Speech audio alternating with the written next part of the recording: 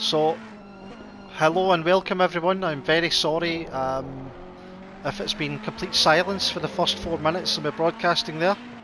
I've just been an absolute idiot and had my headset on mute. So, what a great start to our 2-hour endurance. So, again, I'll introduce it. Thanks again everyone for coming in and watching today. We're here for FRL Racing League's War at Kyalami GT3 2-hour endurance race. Some of the guys were taking part in our race last night, which took part in Nürburgring, and today was a kind of last minute decision. Posted up the check-in for 12 o'clock odd, and by 4 o'clock with the full grid, so we've obviously got a lot of guys still wanting to get fully involved. And we've got a couple of new guys in today. Our SOP Cool, we've got Zoloba, apologies if I got that wrong there. And we also have Kit Cartman and Milden, and Grimjaw ST as well. So we've got 5 new faces tonight, 15 the usuals, and as always we have Lely. As always we have Lely putting in some fast laps to kind of get the ball rolling. And yes, it looks like we don't have any King of the Hills tonight. That was Lurch's posting up there. He's spotted that we don't have a King of the Hills taking part.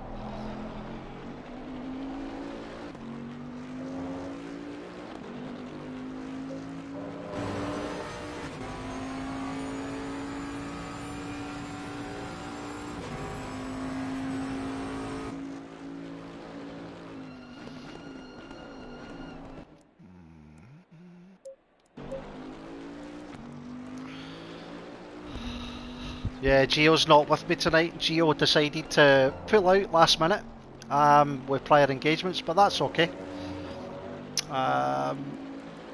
So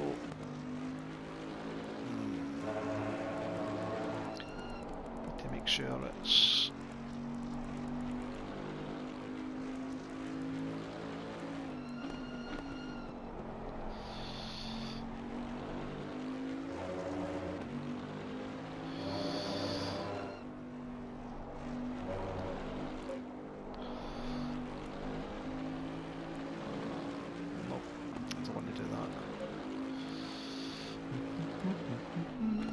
bear with me guys, I'm just getting myself set up here.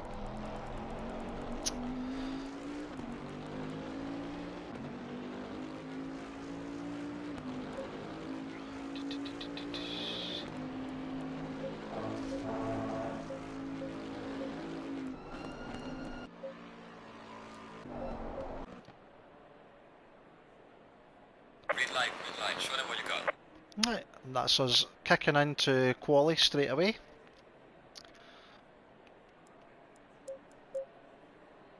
And our first car out is Fresh Briz in his luminous wall with wheels, as we've kind of came to call this over the last couple of days. He has been showing some fantastic pace recently as well, so he's one to look out for tonight.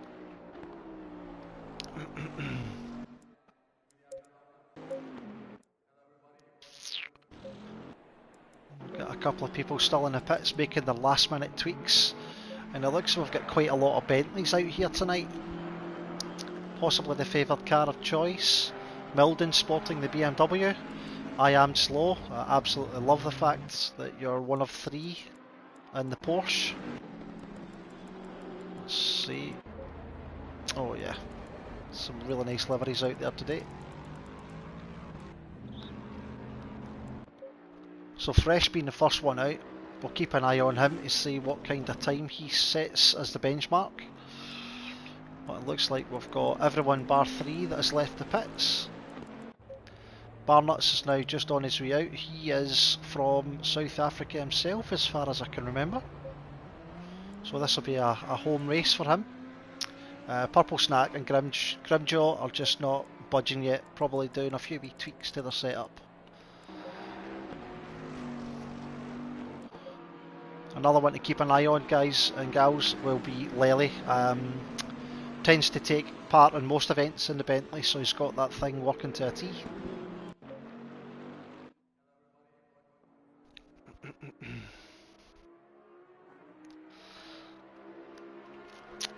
Here we go.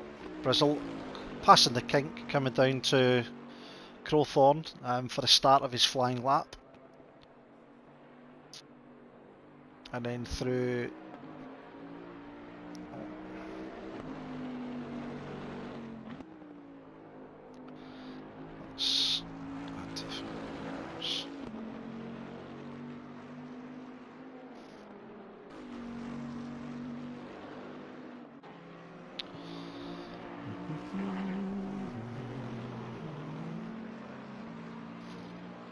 He's keeping the car on track, throwing it from left to right, throwing that weight about.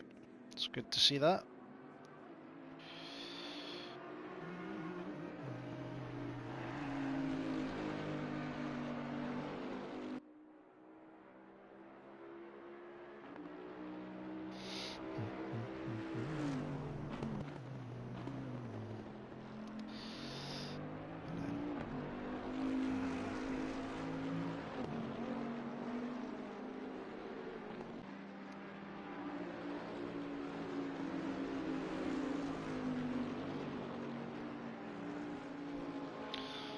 So I've got, just getting myself ready here with Kyalami's track corners, so that makes it a little bit more of an interactive. Safety pictures, let's go, get out, move.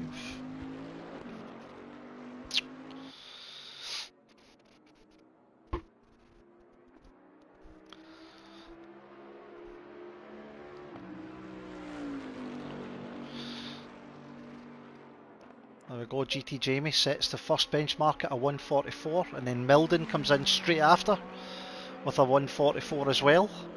Here we go, the time start coming in, Pony Feeder,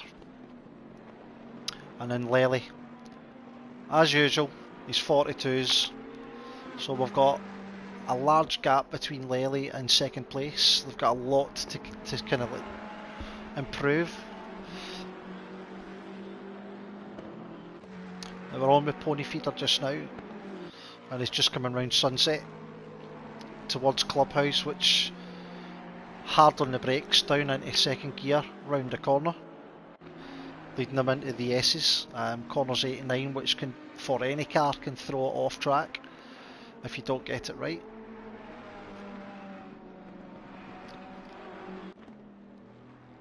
There we go, he keeps it nice and balanced.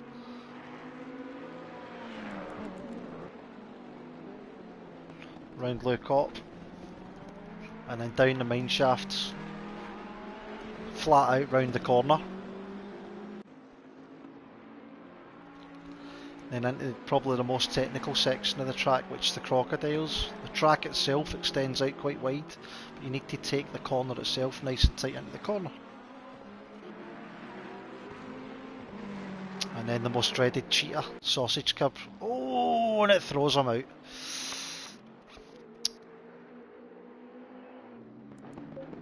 Milden just coming round. Let's see what time he's going to set.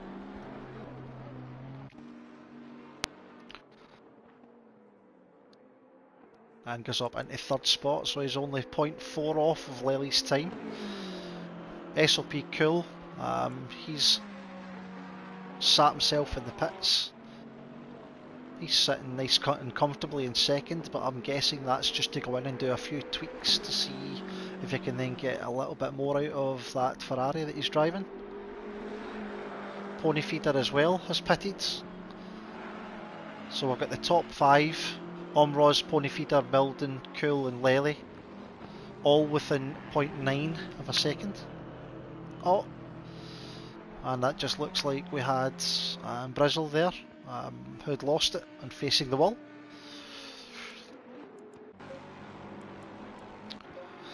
Let's see what Astral's going to do in his Lexus.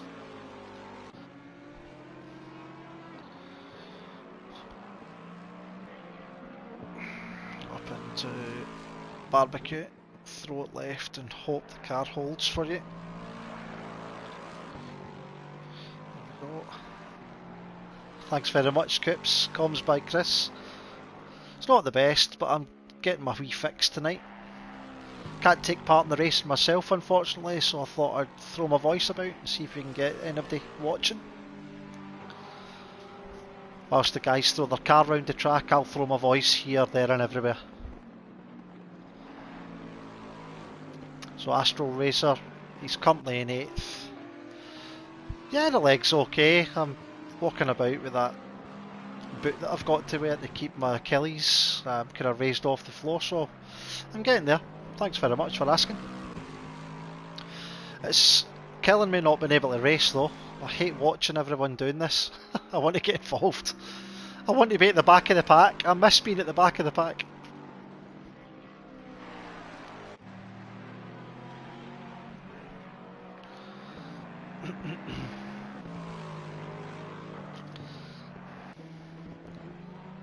There we are. Astral coming into in with the last corner up into the home straight. Let's see what time he's going to set.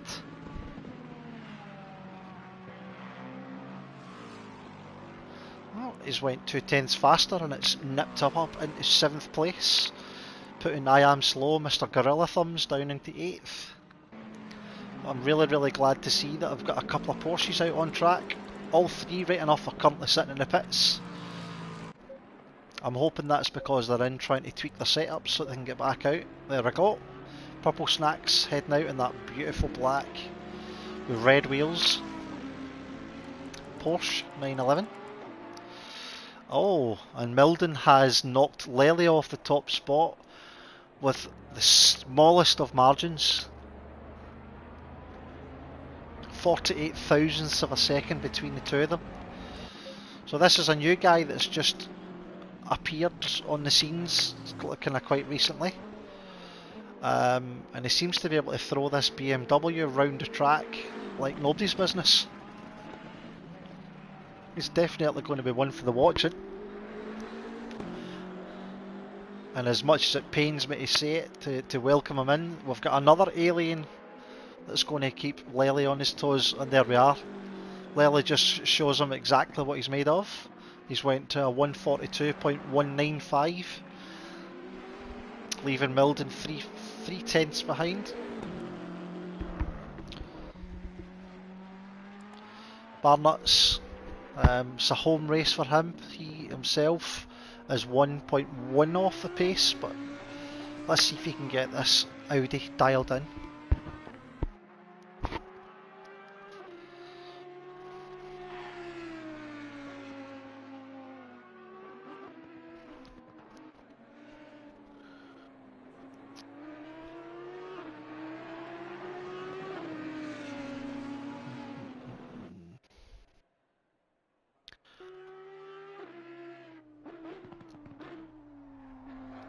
Come on, Barnuts. That's it. Floor it out the corner. Let's see what you've got.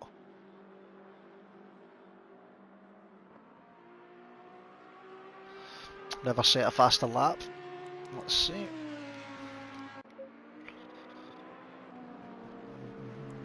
Kino DJ, are we going to get a faster lap off of him? We are indeed. Well done, Kino. He's took it to within a second of Lely. That's a great increase. He was over 2 seconds slower there. He's went out and done that much better. Fresh Brizzle has said he's going to start last again. This is what he did last night and it seemed to bode very well for him. The man that can hold a P in for 3 hours. We love it.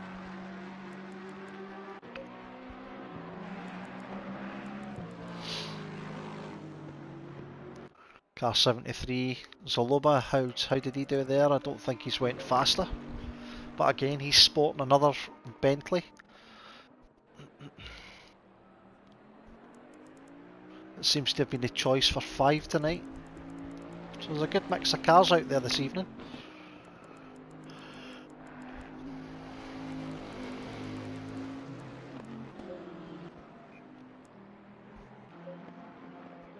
Car 333, Marpat.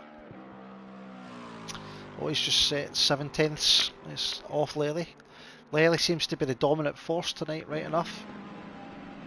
I wonder if he's going to be, if there's going to be anything coming from Milden or Cool.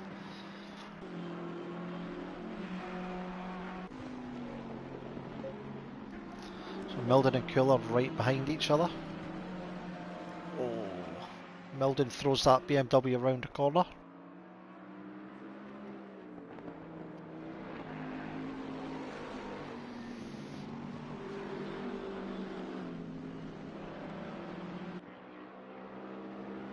Hello?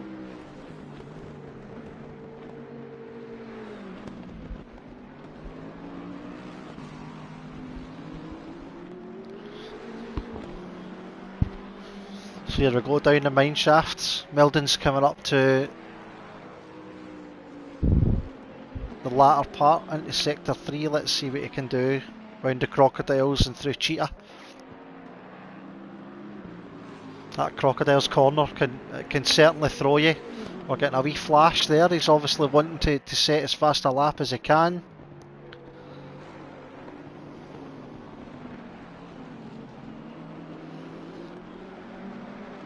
And that's Astral Racer. That looks like he's... Oh, he can't get faster. He's possibly been held up there.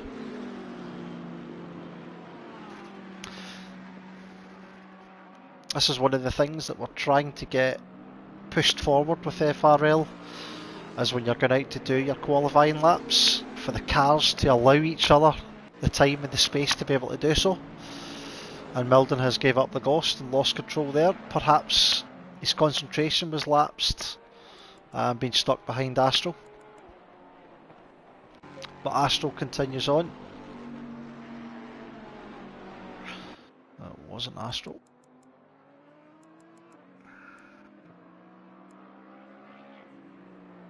Omroz, who had a bit of a problem getting into the server tonight, seems to have set a not bad pace as well. 1.1 seconds off pace.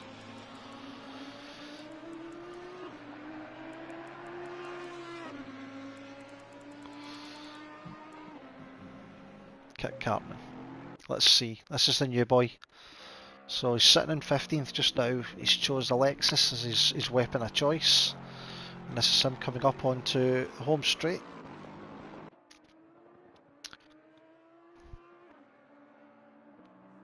It doesn't look like he can improve his time. So one more lap in it.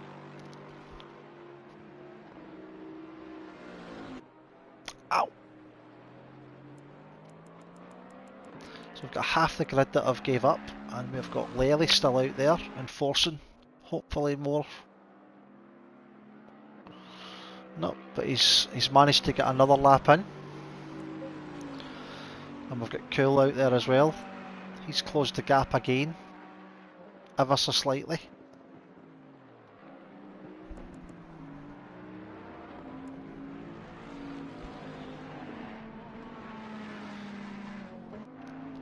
So that's us. We're down to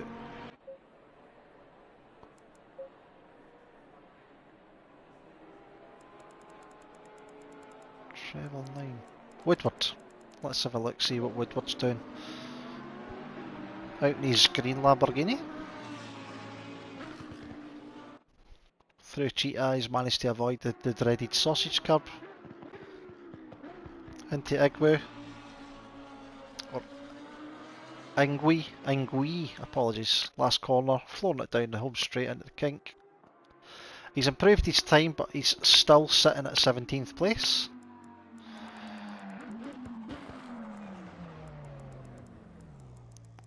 So we've got Kit Cartman coming round.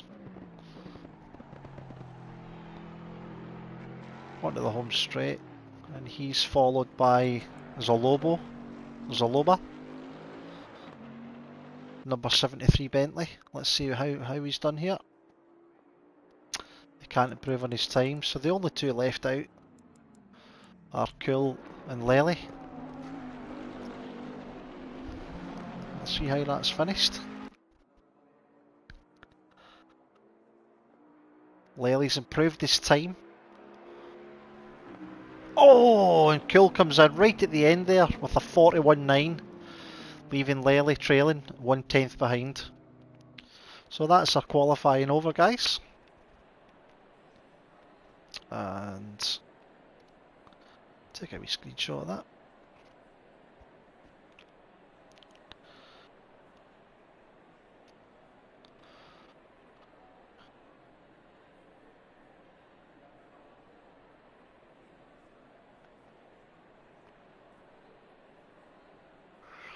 So as it stands, we've got SOP Cool sitting in first alongside Lely in second place. Milden and Ponyfeeder on the next second line. We've got Marpat and Astro Racer, 5th and 6th. Kino DJ and Burnt Nuts 19, and 7th and 8th. Grimjaw ST and Omroz in 9th and 10th. And that leaves Bridgebala and Zoloba 11th and 12th. I am Slow and Jester in 13th and 14th. GT Jamie and Kit Cartman, the new guy, sitting in 16th. Next to GT Jamie, we've got N Woodward and Purple Snack, leaving Big Time Dave and Fresh Brizzle, who has announced that he will start from the back. He likes to set himself a challenge, this guy, and by the looks of it, after his run last night, that could possibly manifest into another good result. Yeah, I think he ended up finishing 5th by starting from the pits. So let's keep an eye on that one.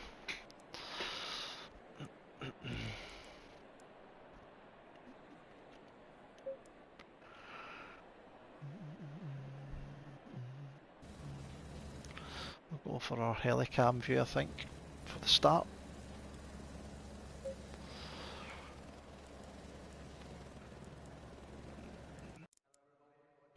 There we go.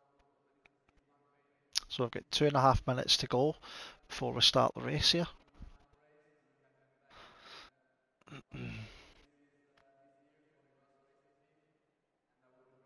Hello, King of the Hills. It was very, very strange not to see you getting involved in this tonight. I think that's been commented on earlier on, but thank you for putting a wee message up and saying hello. Let's have a swig of my coffee. This is all new to me as well, guys, so apologies if my dulcet tones put you to sleep. I'm doing this on my lonesome tonight so that I can get a set of Corsa Competizione fix. In case any of you didn't know, I'm not normally involved in comms. I made it just in time, excellent. I'm not normally involved in comms.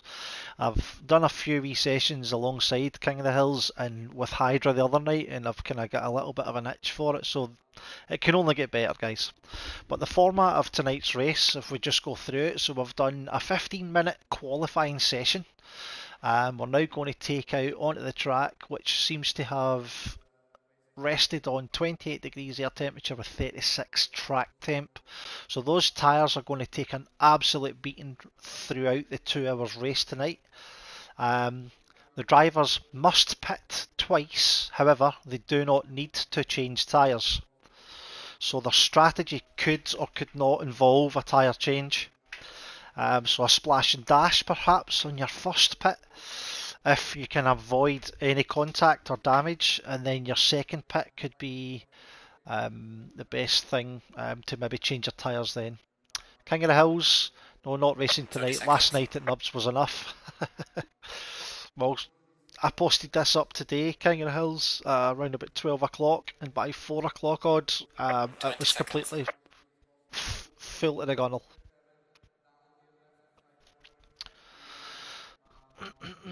So we're off in 10 seconds, guys.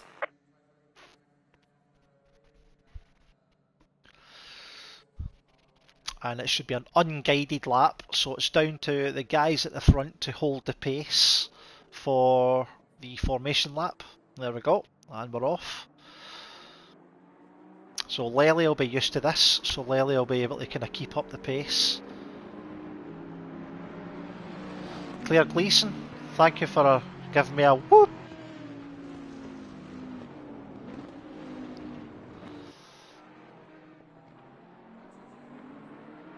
Oh, the endurance races have been so popular throughout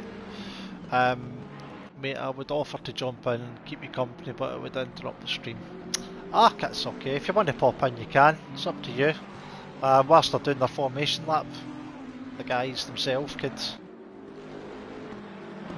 It won't affect them too much. I'm sure they won't hit the walls.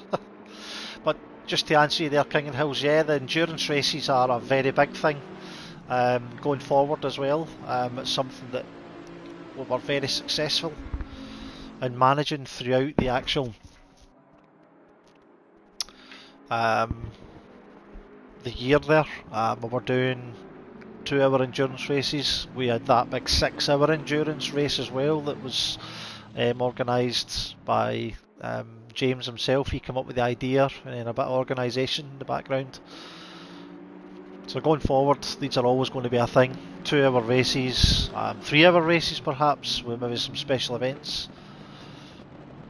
But the 2-hour races are great. It doesn't take you long to get into the groove, and before you know it, you're halfway through the race and you've got 60 minutes to go, and you're starting to let the brains working, and you don't know whether to change tyres or you're going to do a splash and dash. It's fantastic, brilliant, can't beat it. And tonight's mix of cars is absolutely brilliant. It looks so. If you look at the top 5, we've got 2 Ferraris, a Bentley, a BMW, and a Lexus. So it's really good to see some different car manufacturers up there. SOP Cool and ERT Milden are both really new to FRL, and the 2 of them have come in and set some really high benchmarks. So it's good to see, really good to see. Another new guy, Kit Cartman, I'll give him another mention. He joined the server today and get fully involved. That's it, we're now coming round to the home straight. And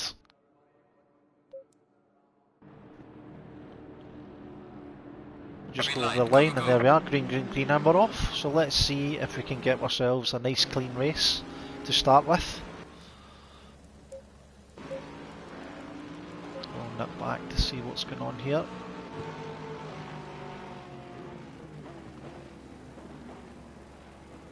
Oh, we've got one car off. We'll just get a wee party invite sent to Coops.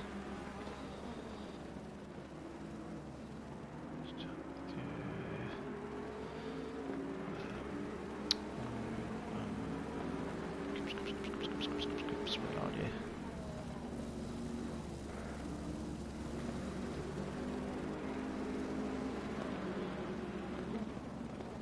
Is that us? Is that you in, Coops?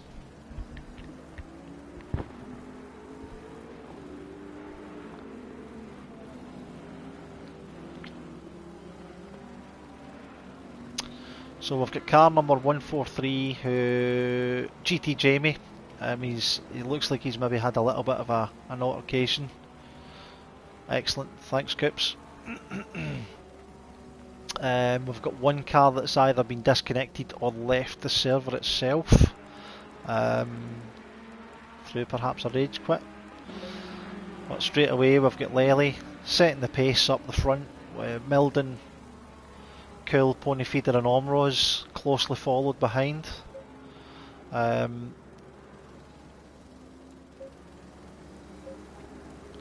pack itself looks like it's spreading out fairly quickly. It is fairly tight right enough. Let's have a wee look at the back here. GT Jamie unfortunately still back at the back of the pack.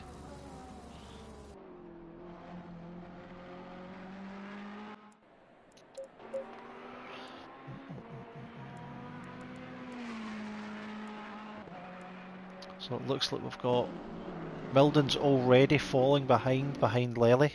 He's one lap in and we're 1.2 seconds behind.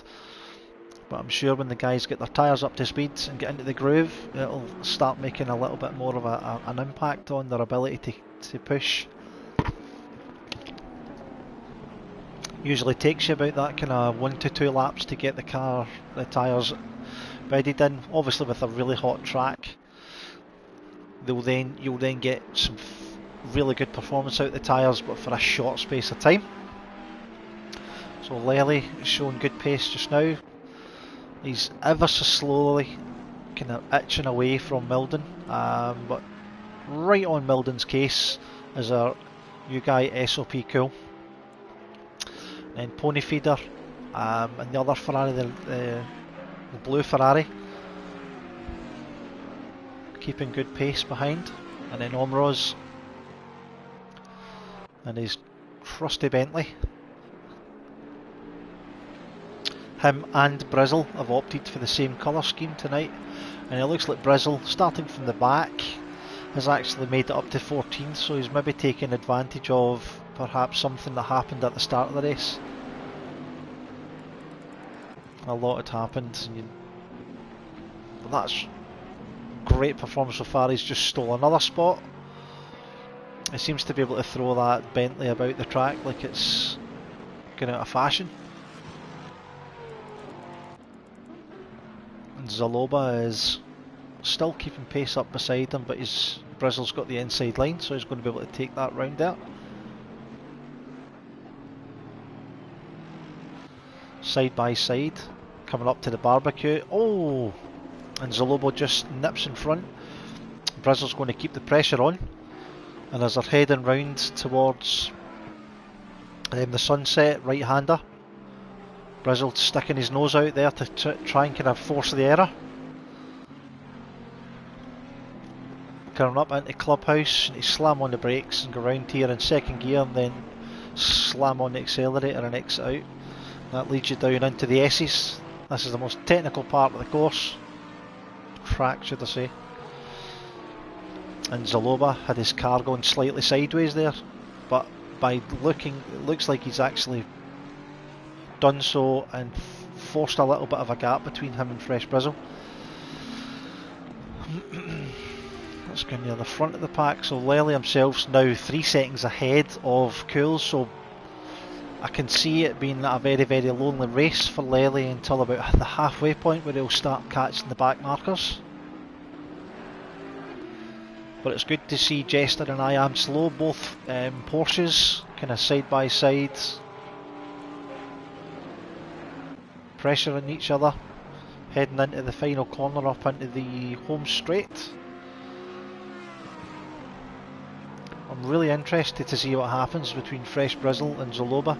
Zaloba looks like he has pulled away. He's actually gaining on I Am Slow now, so the gap's closed there. But what will happen now is Zaloba, if he's unfortunately held up, he'll then obviously then be subject to Brizzle, who'll be right on his rear. Oh, and he's managed to force a position, so he's now went up another position there. He should be now into 12th once the telemetry catches up. Oh, no. I Am Slow, showing what his massive thumbs can do with that control pad of his. And Brizzle's taken full advantage of this, being caught behind I Am Slow and nipped in front. I was on comms with Brizzle last night, and he tends to talk and drive a good technical race.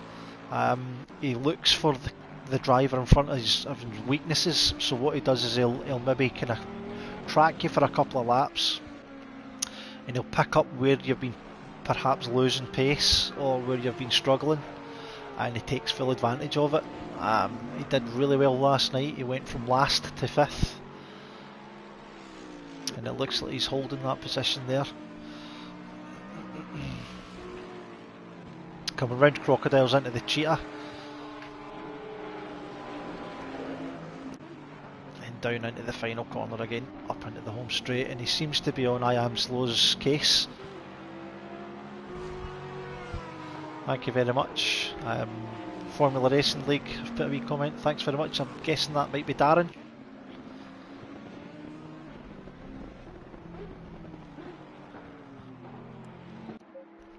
I think Cool himself is struggling to catch Lely. And Milden, it looks like Milden's keeping Cool. Oh, I mean, he's not too far behind, but the kind of, I would say the top 5 are now starting to spread out slightly. I don't know whether or not I'm always FRL. Whoop, whoop. I don't know if they're maybe holding off so their tyres can last. Don't know if that's going to be part of their strategy.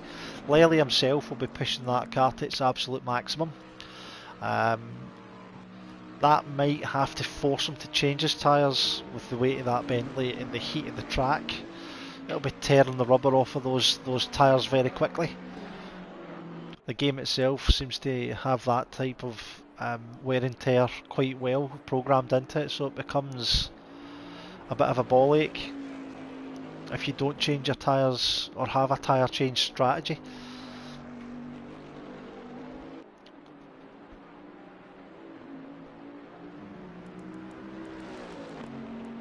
So let's see what's happening further back in the pack. So I've got Marpat, who seems to be in a little bit of kind of no man's land just now, but he'll be comfortable in 7th place, he'll be happy with that. And then we've got a kind of few races behind, so we'll get Beer Nuts keeping on the case of Astral Racer. Astral Racer himself, he seems to be kind of really good and quite consistent in his Lexus today. And welcome Coops to the comms. Good evening, Chris. How you doing? Not bad, mate. Thanks for joining me. That's okay. Good evening, everybody. Yeah. Cottonmouth talking about these cars. Don't know how you do this, by the way, every single time. It's not as easy as it looks, is it? No, you get all flustered and you're trying to see what cars are where, and in the middle of all that, trying to talk a whole load of racing. Yeah, but luckily we've got 2 hours to do it, so yes, it's all good. So thanks for letting me join you. Actually, it's really kind of you. It's, the more the merrier. I mean, if we had 15 guys in here doing comms, it would probably be a complete and utter mess, but it'd be fantastic. It'd be quite good comedy. Potentially. Okay, right, catch me up, Chris. Where are we at? So where we're at so far is we've had a very good start to the race. 10 minutes in, 5 laps down, so you're round about a 140, 142 I would say, maybe 143 race pace for some of the faster guys. We've already had one guy drop out and he's now come back in. Kino DJ, excellent, but he must have got disconnected earlier. Unfortunately, GT Jamie, who had quite a good start, quite a good qualifying, he unfortunately went off at the first or second corner. So he's fell back to 16th. He was 17th, he's fell back to 16th, and we've got 5 new faces in the race tonight. We've got I can see some of those names, Milden. Some of these guys just joined today. Zaloba, Kit Cartman, and the other new face is... I'll wait and I'll find them. I counted 5 earlier on. Grimjaw, sorry. So 5 guys joined today, or 4 guys joined today, 1 guy joined yesterday, and they've all taken part in the race. So, everyone loves a good endurance race. Yeah, of course. 2 hours on a Saturday night. I was secretly, everyone watching just wanted to, I'm here tonight, obviously as a guest, because Chris has been, you have been itching to do this, haven't you, since you had that Achilles incident? And the wife said to me just before 8 o'clock, she's like, Mark, would you mind if I just pop out and go around to see my mates? And I was like, well, the kids are asleep. I was like, are you sure? She was like, yeah, just for a couple of hours. I was like, go on then, babes. I'm watching the stream starting. I'm like, go on then, go on. It's fine, don't worry. Just go out. And I'm like, quickly trying to get everything set up. Excellent. There we go. Right, let's have a look-see. So, Lely is in first place. He's got a full second lead. How did Lely get on in qualifying? Was he near the top end in qualifying, Chris?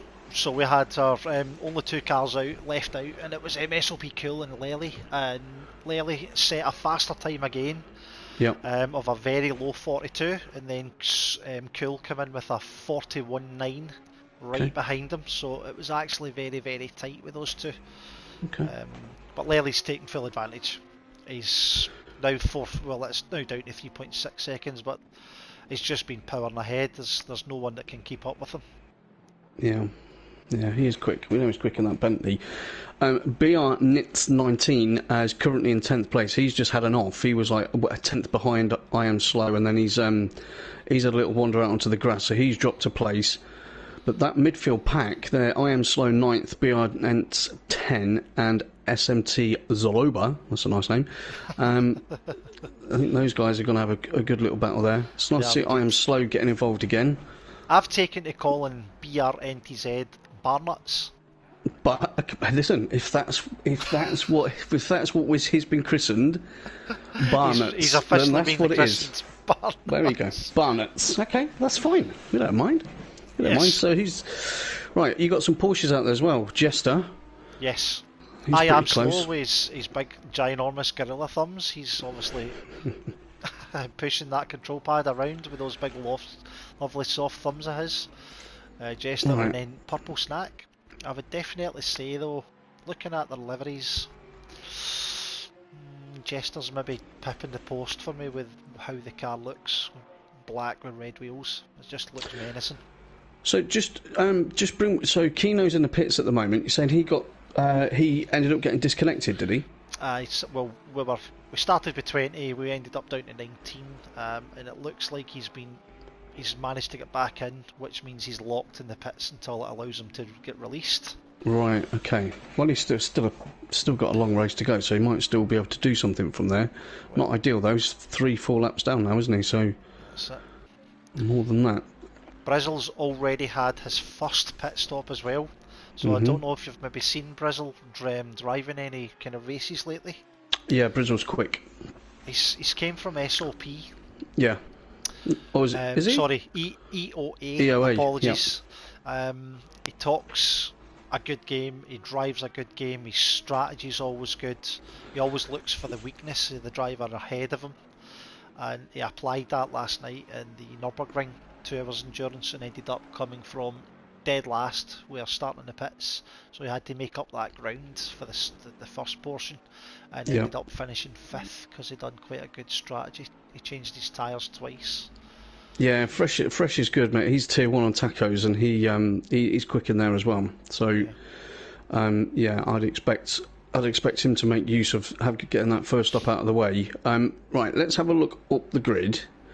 So Letty's still leading the race. Then we've got SOP Cool in second in the Ferrari. Pony Feeder, that's Keno DJ, sorry, his name is Dave. That's his actual teammate.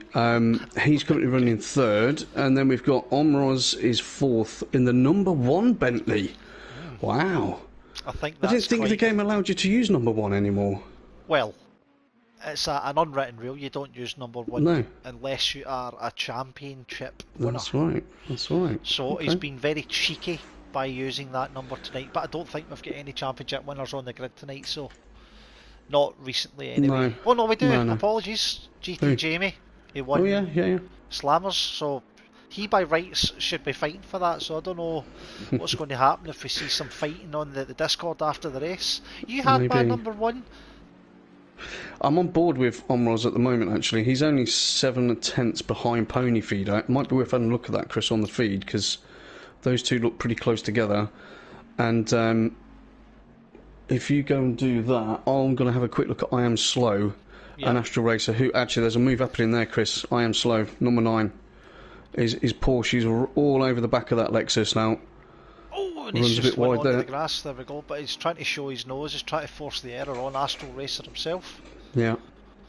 Astral Racer, however, has been quite consistent. He had a good practice session, he had a good qualifying session, and I think he's keeping I Am Slow himself at bay. And there's good old Barnuts in 10th. Barnuts. It's quality. It is quality. He got christened with that the other night. I think we were watching them racing around the track in the GT4. I was doing comms with Lurches and King of the Hills, and every time I said Barnuts, I had Lurches rolling about in stitches in the background. The whole comms, all he did was laugh. I bet he did. So what we got? Live chat. James is in with the FRL live chat. Hi James. He's bigging you up there, Chris. Excellent. Thanks very much, which is always James. good. What we've got 10 watching at the moment, haven't we? So Will Friedman has said, you! Yeah, I thought I'd get involved tonight. Why not? A bit different on Saturday. I never get to do anything on Saturday really like this. So SMT Zaloba in 11th. He's under. Well, that's about 2/10 on Barnett's there. Mr. Gedman, there's a move going to happen there. And Barnett's. And the Audi and the Bentley. Yeah. So, see, this is a Zaloba guy. He's actually thrown that Bentley about and definitely causing a havoc amongst all the racers. There we go, he's showing his nose. Right, oh. And Barnett's holds ground. That was very nice driving there from Barnett's himself. It's very difficult to defend a Bentley. Anytime a Bentley comes up behind you, it just puts the fear of God in you. I think that's subjective, Chris. Sorry. That's all right. Will Friedman says, "Yo, great to see Cool and what is it, Milden? Cool and Milden. He must have raced with them. Before. Yeah, he did. Yeah, back in GTS days. Well, see, great. It's more people getting together that used to race together, coming to the place they need to be. The place to be, FRL, Formula Racing League. Get the word out there, guys. We want to get big. We want to get over 1,000 people involved, at least in our Discords. We're nearly there. We're kind of pushing the 700 mark, so keep them coming.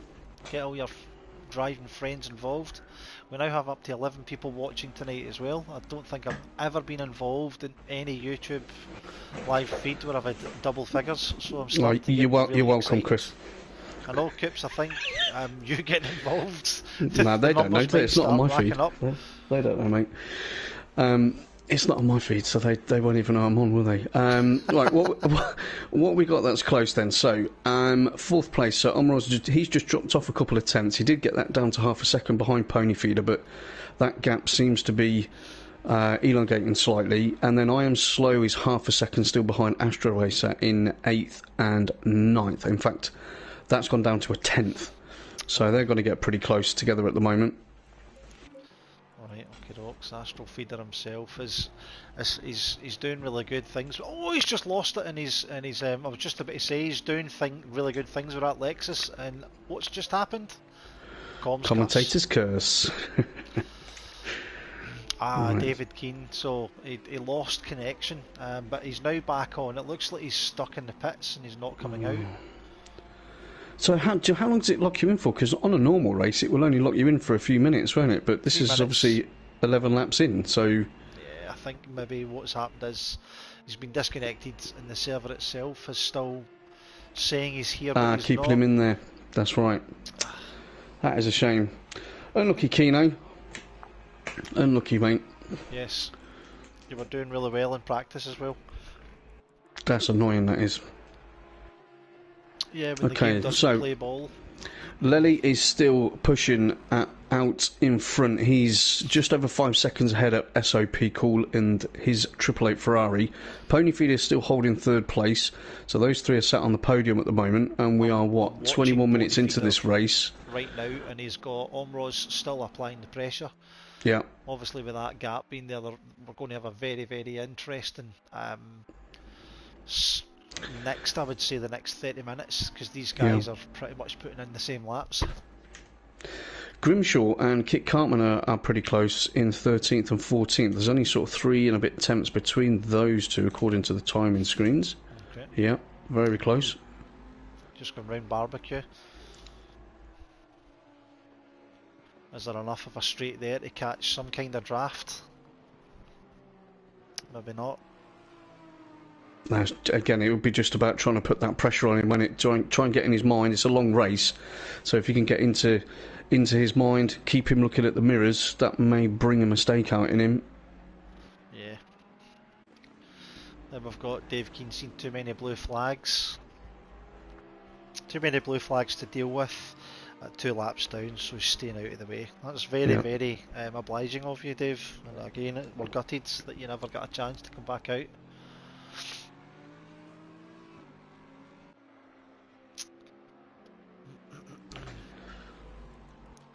So bar nuts. He's kind of fell away a little bit. I think he's just had a little bit of an off. So Zaloba and Astral Racer are starting to kind of close in on each other. Astral Racer applying the pressure, coming through into the last corner up onto the home straight. Let's see if he can use that home straight to get some kind of toe. Oh, and he's took the inside. Nope. Zaloba himself seemed to cover that off, not looking nicely, and he's just powering off down the straight, round the kink, before he has to slam on the brakes at the 100-metre board. It's amazing how some of these guys can get these cars to stop. Oh, and that's Zaloba has just unfortunately an unforced error on himself, and his car lost control and he's went off track, giving Astral Racer 10th spot. That's another curse. That's 2 out of 2. Well done. I know. I'm just going to look at the floor and just talk. Mate, that's about what I do. People. That's what I do, especially with a featured driver. I'm like, oh, I don't really want to watch them too much in case something happens. But Well, I think done a featured driver tonight, unfortunately. I never that's had enough right. time to prep that. Omros is still right on the back of Pony Feeder. I don't know if those are settling in for a long stint there, but they're keeping each other honest.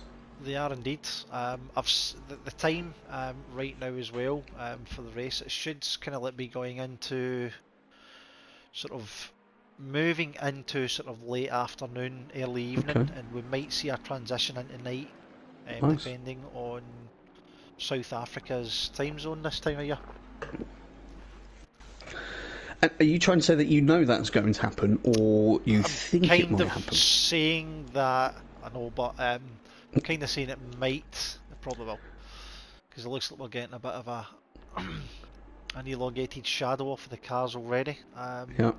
And one of the kind of the best and worst features of Kyalami is here when you're coming up into barbecue and the sun's coming down. Trying to judge that corner is an absolute nightmare. And it looks Chris, like move on to go and have a look at Kit Cartman, him, Grimshaw, and GT Jamie. They're all, mate. There's 4 of them. Straight. Yes. Yeah, they're all having a bit of fun there. Yeah, indeed. So we've got a Ferrari, 2 Audis, and a Lexus all going into the first corner together. That was too wide. Kit Cartman himself seemed to hold his line very well there. He's coming up into barbecue, just ahead of Grim. What do you think of the track, Chris? Do you like Kyalami to drive? One of my top 3 favourite tracks. Absolutely love it. Yeah. It's one of the tracks when I first started playing this 2 years ago. I had absolutely no clue that it existed. Very, very noob when it came to racing, especially tracks like Kyalami. And I know they used to, somebody said to me the other day they used to run this in reverse, was that correct? Or was that Mazzano I'm thinking of? I don't know, mate. I don't know. I mean, I don't even know where Kyalami is. No, I do, obviously, but no. Kyalami was a new one on me, actually. Was a new one on me as well, and I really struggled with it until I jumped in with you guys on a GT4 race randomly a few months ago, and then in the Ginetta, and I actually really liked the flow of the track. I really liked the little, the braking zones, how you got to set the corners up. I love the right-hander just before the last left-hander, where you've just got to nail it. You've got to be brave, and that turning at the set and getting the power on. It's a bit like Sheen Curve at Brands a little bit. Yeah. No, I love it as well. The way, if you've not got your car set up or balanced right, throwing the weight about the track can actually cause you to lose anywhere between 3 to 5 seconds. Personal experience, I'm not the fastest guy, and I started learning how to kind of control the weight of the car and throwing it about and getting a bit smoother into the corners. Yep. And the secret to it is nice and smooth, like you always say, slow in, fast out. Indeed. Slow in, fast out. Here, absolute works a treat. Sean Ferry's given us the answer to that. Mizzano is the answer to yes. Thank you very much. what we were just saying. Sure I discussed that the other night with one of the other guys. It was Crazies. Crazies gave us that nice wee fact actually, so that was quite interesting actually. Running Mazzano in reverse. I don't know how that would work. Look at this, man. We've got a lot of people together, haven't we? Yeah, there's a lot of gaggles. I mean, it's let's quickly just have a look at Lely. Right enough, he's away out in front. Like I said, he's going to have a lonely race until he starts meeting the back markers. And right now, I think the first back marker is Woodward, and he's not very far off of him. Woodward himself in his Lamborghini, Yep. but he must be having problems. He's not pitted yet, and he's down in 18th place, and he's just running a lonely race, unfortunately for him. His car does look great right enough. I just don't think the Lamborghini does very well around Kyalami. I think it's the same with a lot of the cars, Chris. To be honest, it is going to be set up. It's going to be. The other thing you've got to think about is, it's a 2-hour endurance race. Maybe Neil's just taking his time. Maybe he's looking after his tyres. Maybe he's going to go really, really long. So he's, I don't know. You don't know if he's on a full sprint, or you don't know what the setup's like on that car. Maybe it's eating the tyres already, so that's giving him issues. Oh, someone's just gone off there. Was that Barnett's just went? No, Jester, I think it was. He just went off a little bit there. Jester. Jester was up in 10th there, and he's under pressure by. So that number 3. Jester, yeah. Bruges. Oh, what's happened there? So on 3rd place, Ponyfeeder's had an issue. Has gone up into 3rd, and you can see also managed to get past Ponyfeeder as well. So the two Bentleys have moved ahead of the Ferrari there. That's not going to please Ponyfeeder too much. You must have had an issue. It's most likely something that's happened at the S's, because the S's itself is probably one of the most difficult sections in the track.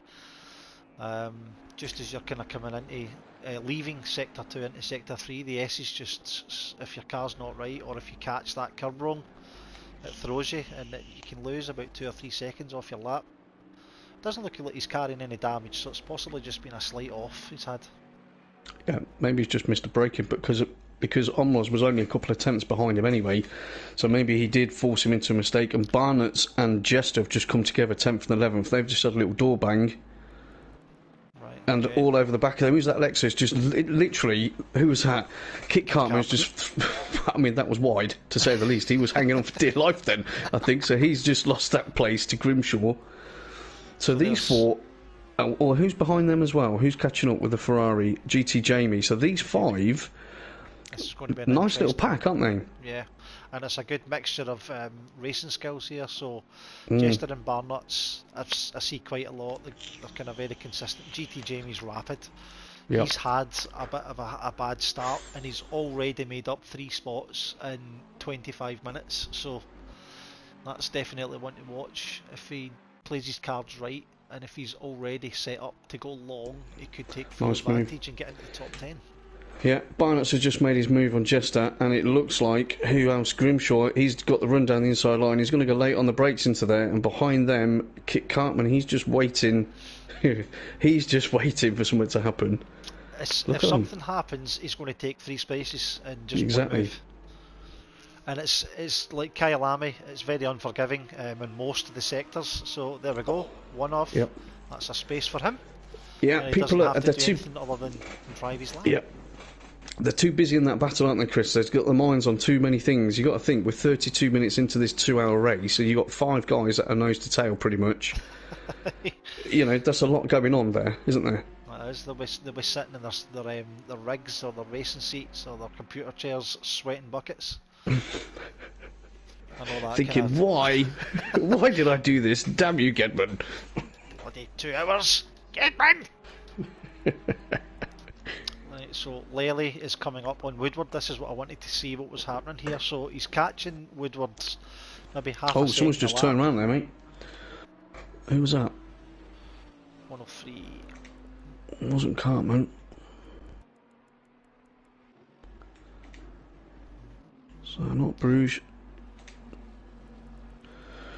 There you go. Bruges is starting to pick up the pace now. He is right on the back of Omros. He wants to challenge for that podium spot, and then Pony's just hanging behind there. Interesting. Aye. I was just looking at that in the map. So they're still nose to tail. Ponyfeeder's dropped back a bit. Maybe he did perhaps catch some kind of damage. Let's see if he's got anything wrong with his car. The car looks alright. Does indeed.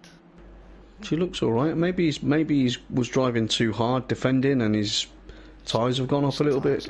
That's it. Well, 33 minutes. Well, at the time that happened, 30 minutes in, on a track that's started off at 37 degrees, is now cooled by 4 degrees. It's still putting physical rigours on those tyres.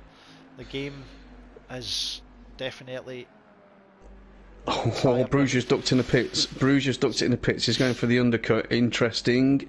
That is interesting. You know what I was just thinking? That was a really good point you just said there, Chris, that the temperature's dropped. We started off at 37, you say, it's now 32, so it's dropped by 5 degrees. Now, when these guys set their cars up to start the race, they're going to have their tyre pressures set up for 37. So if it has decreased by... And that's a big drop, 5 degrees in half an hour. That could be enough to put the tyres all over the shop. Maybe that's what Bruce himself has decided to do, go in, up his temps, maybe a little bit more, so that when the temperature drops again, because we're probably going to transition into night, and this is going to offer the second pit stop some kind of what they're going to do. They're going to have to go a wee bit longer, drive the car into the night, and then go and change their tyres, because that's definitely going to be a must. And I know, there we go, that was, I think it was tyre change. Was that 30 seconds, or was it just fuel? I'm not. What, Bruges? Has he come out already? He's come out already. I think that was just fuel. Yeah, that didn't look like 30 seconds then. Nope. Interesting. So he's done a splash and dash. Definitely looking for the undercut. And he's maybe going long so that his tyres will last into the transition into night. And then that'll be change smart. again. Well, the thing is, if the chaps that have been in doing their practice, obviously the practice will, to a degree, mirror what's going to happen on race day, won't it, in certain sessions. So maybe he's seen that there is going to be a transition if he's smart and he's been in there for a while. Well, I don't know. Who knows? That's what I used to do anyway. I used to sit in practice all day, Chris, and not even do a lap, just watch what happened and the temperatures before the race. Really? And I was still really slow. I'm now... You're just like me then. It doesn't matter what we do, we're just slow. I'm in the cockpit just now with Jester. He's right behind Barnuts and Kit Cartman, and it looks like his Porsche's struggling with tyres, so I think he's maybe subject to too much of a PSI drop, because he's getting a lot of understeer when you look at it. Those tyres aren't holding true at all. He's struggling to get round those corners fast. Yeah, that makes total sense. So whilst we're watching these guys dealing with these tyre issues, which we think the temperature is making a big difference there, I think we should just point out to everyone that is watching, and anyone that does watch the stream back, of which there will be many, knowing that Year Volton is on this evening. Just want to remind everyone, obviously check out the website, formularacingligue.co.uk, have a look at what's going on there. Obviously we've got this update upon us in a few days' time, so the admin guys led by James obviously doing a lot of work, and I mean it's difficult to keep up with it really. When I got in earlier on, it took me about half an hour to read through it all. Yeah, there was about 100 messages for me to get through today when I was in work. Yeah, there's a lot of work going on, but also, I mean, that would be fantastic for everyone, but we've got the finale of the British GT Championship tomorrow, and then please everybody, Monday, Race of Champions. Yes. Cannot miss that. All of our champions doing battle at Suzuka in the same car, isn't it, Chris? Yeah. Yes. So and no one knows what the car is yet, do they? That car is going to be announced on Sunday night at 7 o'clock, and that's going to offer every single driver that's involved 25 hours to get their setups done and get the car dialed in as best they can for an 8 o'clock start on Monday night. We then have our Mixed Mondays finale as well right after, which has been moved on to 10:30 for 10 o'clock as far as I can remember. Yeah. 10:30, I'll need to clarify that, I'll have a look. I'll check it in a minute. That's to make room for the Race of Champions, because they wanted to get that in before the update itself happens. Okay, Lely's been in the pits. Omroz is currently in the pits, so your leading pack, if you like, they've all decided to get that first stop out of the way. So we've got Cool, Milden and Marpat who are net first, second and third. Now I like this dynamic when it comes to this part of the race. You get net. The guys that should be up there who have pitted and yielded those places just through default can't make a mistake, or they'll end up giving the spot up to the guys that are currently putting in good pace, good laps, that are currently net first, second and third. So Lely cannot make a mistake. No, he can't. No, he definitely can't. But I think, given where he is, so he's come out in fourth after his stop. Yeah. Bruges, who wasn't second, but he is currently the leading guy. So he's in front of Pony Feeder on track 9th and 10th. Yeah. And then who else dropped in the pits before? Fresh? No, it wasn't Fresh. Who was it? Yeah, and he's gone into the pits as well. So it looks like when all that shakes out, if, you know, there's no massive thunderstorm or a pigeon jumps on the track in front of someone, it looks like Lely will still have a commanding lead. Now, if it shakes out. We do have 5 new guys on the track. Lely himself, as fast as he is, will then have to take a less evasive line, trying to get round these guys who might have their driving line on. And these guys who have not driven with anyone at all yet might not know that this is what we do. He's got back markers he's going to have to deal with, new guys, so there's a bit of a dynamic in front of Lely. Yes. Yeah, there's an unknown, isn't there? You know, if they haven't all raced together before, and that's the beauty of the leagues when you're racing all the time, you get to know who's going to do what. You get to know who to kind of yield for, how to move your car over for the likes of, if I'm, like I usually am, I've been invited into Tier 1, let's say, for Sundays, but I'm usually running at the back, or thereabouts. I did okay the other night, I finished 13th. You did? But you did. That was 13th out of 18, so I was doing okay, but I still had to move out the road for the guys that are just astronomically fast, and because I've been driving with them now for nearly, year and a half, I know exactly where they're going to go and exactly what they're looking for, so I know how to move. But these new guys, the 5 new faces, Grimjaw, Kit Cartman, etc., will they know to do that? So Lely might know this, he might have foreseen this, he might be thinking, right, I'll just take it easy, but then that might affect his ability to catch his place back up. He has done a splash and dash, I think, because he was in the pits for a short space of time. Yeah, I think so as well. Him and Bruges both did a really quick stop, didn't they? And the track's gone down another degree now, so it's down to 31.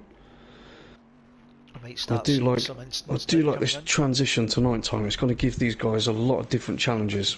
Yep. I was trying to keep it as interesting as possible for the punters, as they call it. Of course, this is your baby, isn't it, this evening? This is your brainchild, and just go. Let's get everyone in. I posted it up at 12 o'clock today, and by 4 o'clock there was 20 drivers. That says all we need to know, doesn't it, at the moment, with the appetite of our guys. Yep. You mentioned endurance, and they've got their gear off, running up and down the street, dead excited. Yes, we're going to race! So Grimjaw, he's probably got a bit of a nosebleed right now.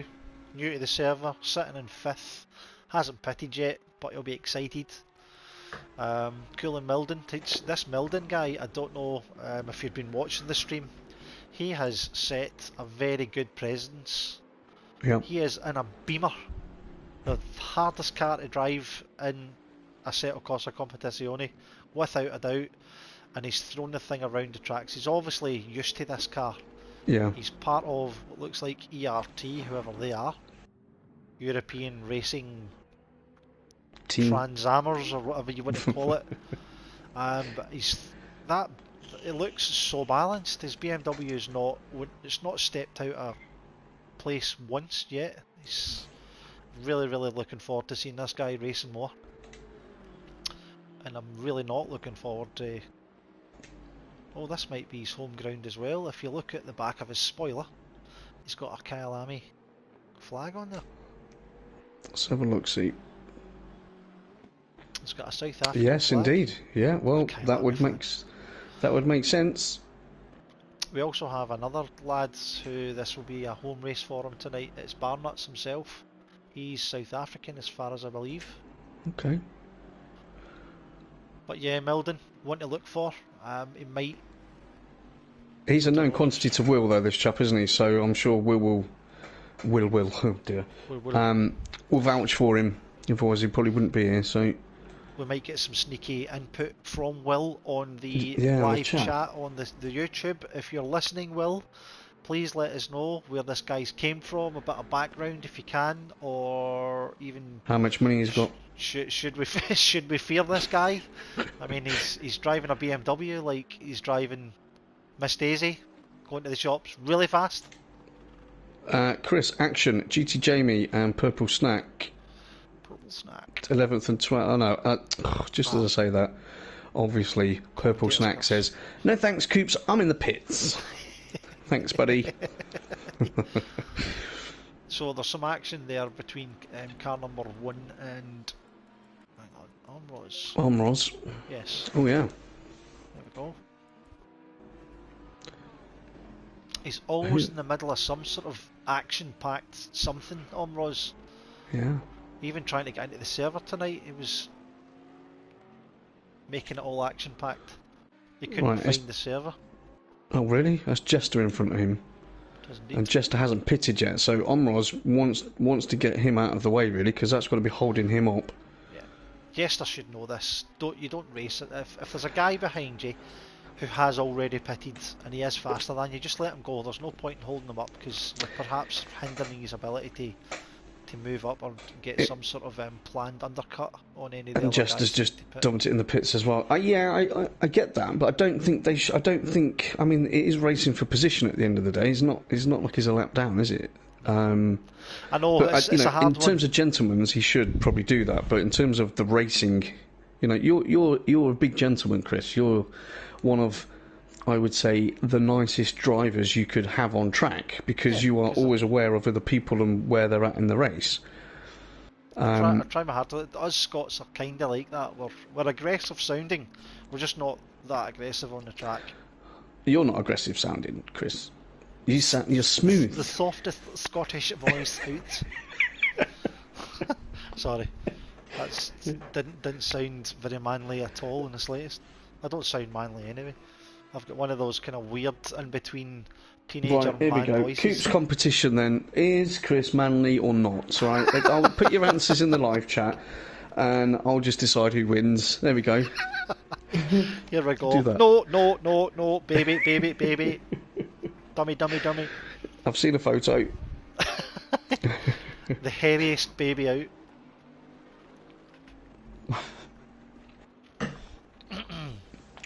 Here we go. So who's running along then? So SOP Cool is still running out in first place in the 888 Ferrari. ERT Milden in that Beamer's still running. And then Marpat. And then Lely's done his stop and we've got two more behind who haven't done their first pit yet. Grimshaw just has come in now. Yep. Grimjaw, not Grimshaw. What am I on about? I've said Grimshaw several times tonight as well. I want to start punching myself with I think we should try and get it right. Again. Yes, so Barnuts is taking full advantage of him popping into the pits. He's definitely running long. This is us now getting into the kind of nitty-gritty end of it. We're coming up close to the halfway mark. Some of these guys will be testing their tyres' widths to see how far they can go. And so far, Barnuts Audi has been planted. He's not stepped out of place once. No, he's doing really well. And again, you can see that the transition is definitely happening now in terms of the shadows and the temperature. Still got an opti track, so those guys at the front probably can run a little bit longer. Yep. I'm just wondering, strategy-wise, if them running that long, if Lenny only did a splash and dash, for instance, and those guys at the front can run long enough, that might bring them into play towards the end, maybe. Yeah, definitely. But I mean, if you can think outside the box over a long enough period and think how that's going to pan out, I just think the 5 new guys on the track and the fact that it's going to transition into night is just going to throw things into pot. And commentators curse. I've just said Barnuts has not stepped out of place once, and he can't keep the car on the track now. I think his tyres are starting to get...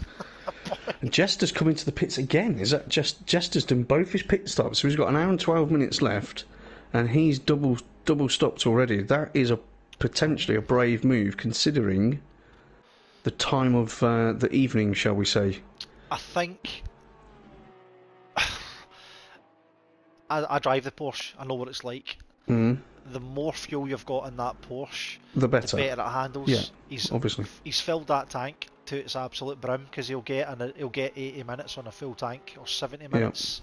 Yeah. He's maybe going to go down a map or two just to kind of see it out, maybe here at the start to get his tyres up to speed.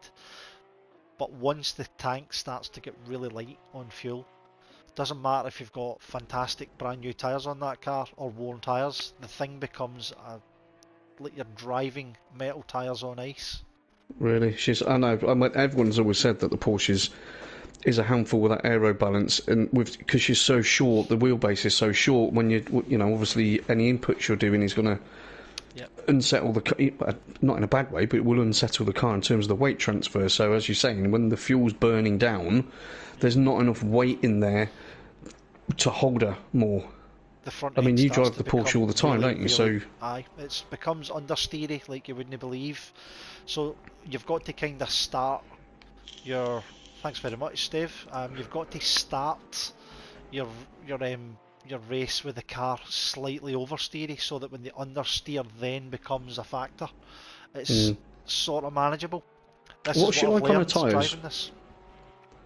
What's she like on tyres? Great, because the car's so light and nimble.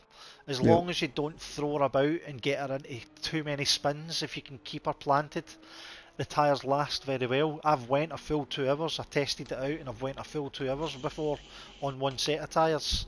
Okay. You just go and do a splash and dash, and the tyres do hold out. The last 20 minutes was kind of touch and go, but it's the car itself can offer you problems. And believe it or not, I didn't go off on the grass that much that race. Of course I believe you. Nobody believes it's unfounded. me. I was tarred with this horrible, like, council working grass cutting title, and for some reason it goes with me everywhere I go. That's my job, Chris. Yeah. You used to get me in the corner crying and whimpering, going to bed most nights. I'm sick of it. You're fine.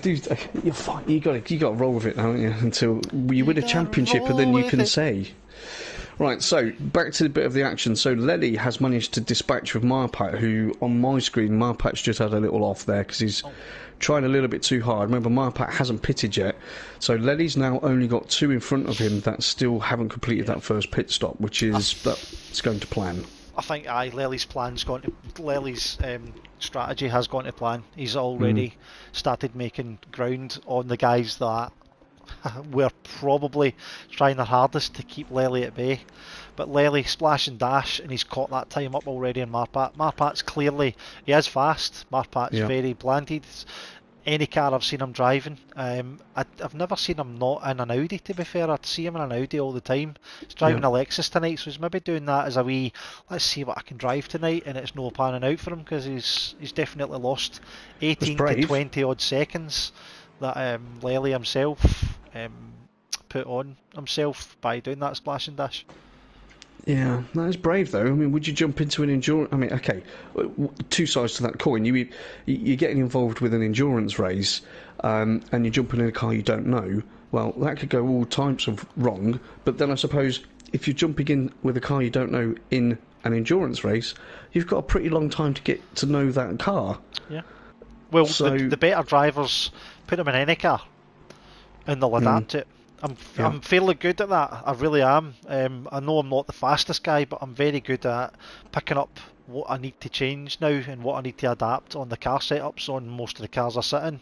The only car I've never ever liked until we did that 6 hours on Imola was the Ferrari. I love the Ferrari. That car put the fear of God in me.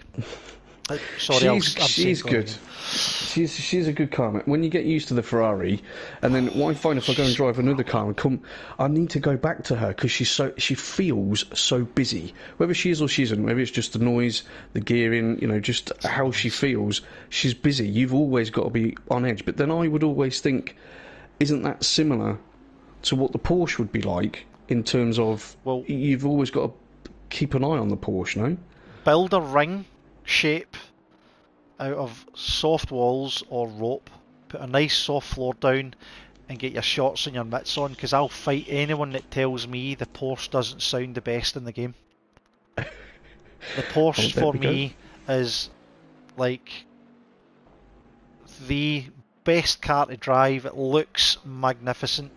We've now got this FRL livery that's on there as well. The thing's an absolute masterpiece, and it just sounds phenomenal. It makes my mouth water every time I'm driving the thing. I love it, love it, love it, love it. Anybody that wants to contest me, get in the ring, get your shots on, get your crotch rotters on and your mitts, and I'll fight you for it. So I think, ladies and gentlemen, I think Chris is trying to say that the Porsche is quite good. Yes. Yeah, we don't see enough of it.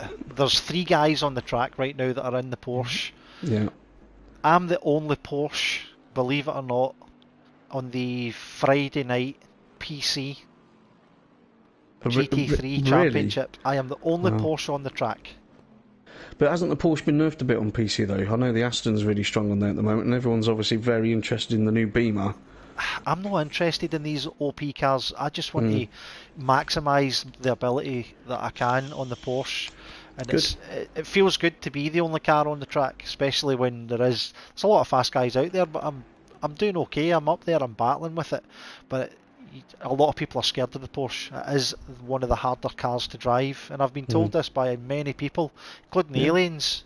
I mean, I've even invited crazies on that 6-hour endurance to be in my team. Oh, we've got somebody off there. Yeah. I invited him in to run that 6-hour endurance with me, and he told me where to go. He's like, I'll never drive the Porsche again because I used to drive it in a previous game and hates it. Well, there we go. You keep fighting the fight for Porsche, mate. I'm sure one day one will land on your house from Kazoo or something like that and be like, yeah. I don't like the Porsche anymore. I'm on something else. Sorry, thanks. Exactly. Give me the Honda. So that was GT Jamie who just had his little spin there, which is unfortunate. Number car 143 in the Ferrari. Yep. That's his Put second himself between the tonight. Lexus. But I tell you what, he's went from he'd done off right at the start, and he's now managed to get himself up into 12th place. And there's 1, 2, 3. There's potentially another 4 places. Oh, wow! Wow. She's looking a bit of a handful. He's pushing hard. Tyres might not have even cleaned up from the last spin, to be honest. Yeah, and he's got damage in the front, so he's cracked the wall. Yeah. That Ferrari doesn't give you any favours when you give her damage. No, ask Kino. She even broke his steering wheel. What's he saying? Yeah, Kino's saying he likes the Porsche as well. He can't drive it. Well, he says love it, just can't drive it. Come and be in my team next season, Kino. I'll give you my setups and whatnot, and then you can maybe carry me through the season. Will you stop doing that? I'm going to leave this stream in a minute. Just have some, stop. Just stop it, Chris. You're a good driver. You're a fast driver. Stop telling everyone you're not fast. I'm just modest. That's what it is. Right, okay, so we're coming up to that dreaded sausage cub. Both have avoided it. GT Jamie is all over the back of Astro Racer. Look at that move. That is absolutely beautiful. He has just thrown that Ferrari round that corner, and Astro Racer has struggled to keep it in the competitive race there. He's right on his case. He's going to show him the nose and underbrake him and take him in the corner. He might have that edge because of the damage the Ferrari's got, but is he going to do the undercut here? He is indeed, because Astro Racer's overdone it. Wow. Fantastic, mate. Well done. He's putting that Ferrari, 143 Ferrari, through barbecue, and he's leaving these two for dust. Good.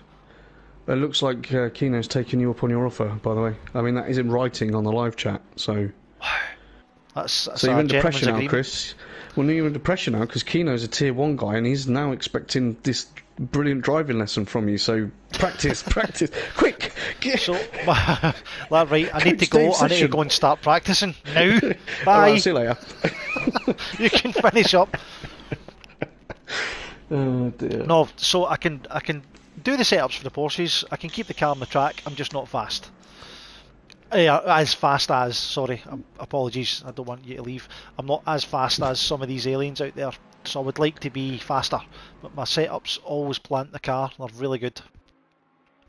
So anybody that wants a Porsche setup, I will eventually get them onto the Patreon car setups guide.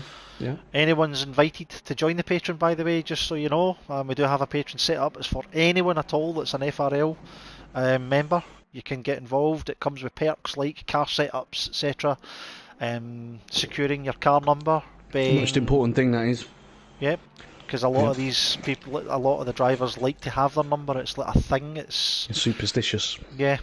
It's superstitious. It's a kind of pride thing. It's good to see your number on the side of your car. One of the main things that comes with it is if you're new to the server and you're reserving and you're a patron, you will get priority over anyone else that's not a patron. So it's great. Love it. Whoa.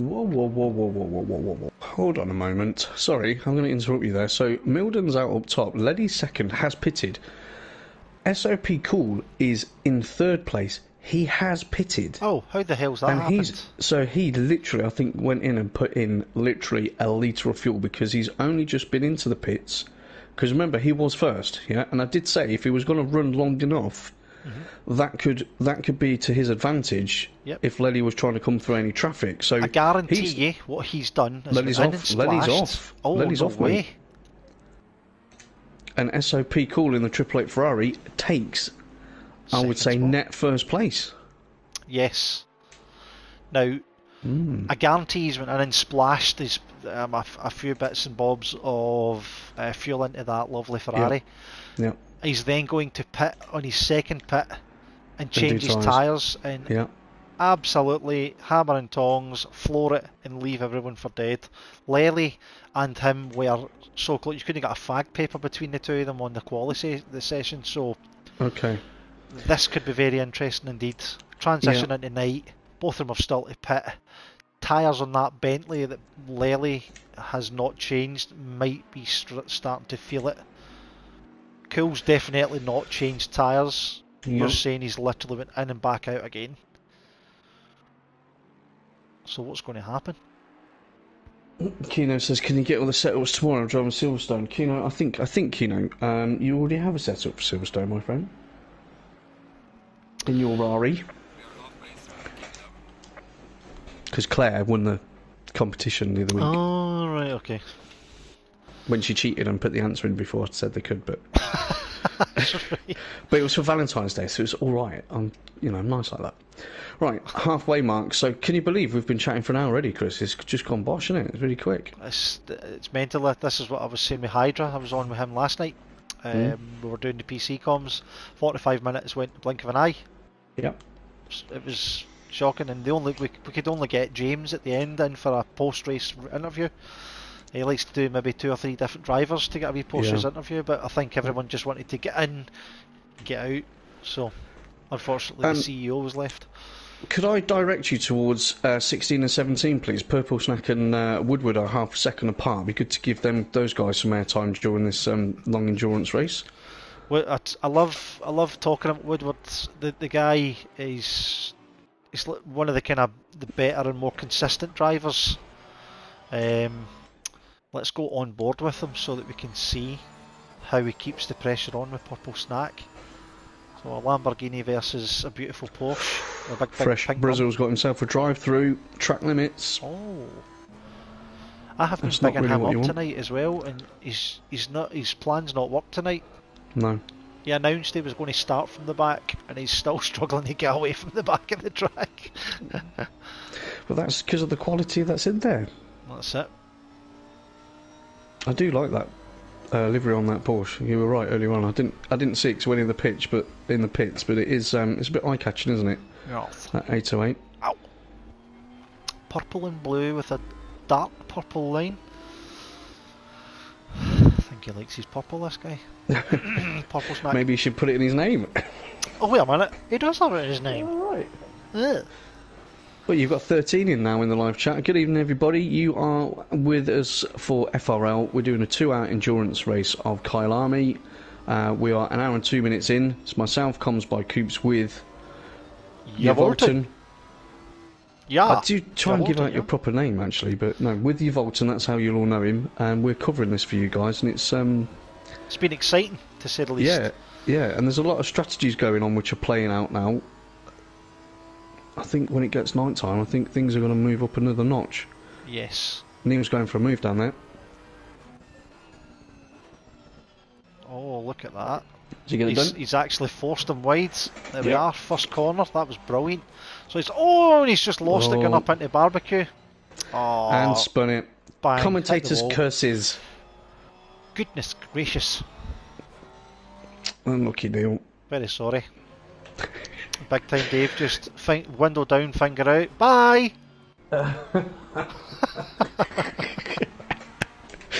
Right.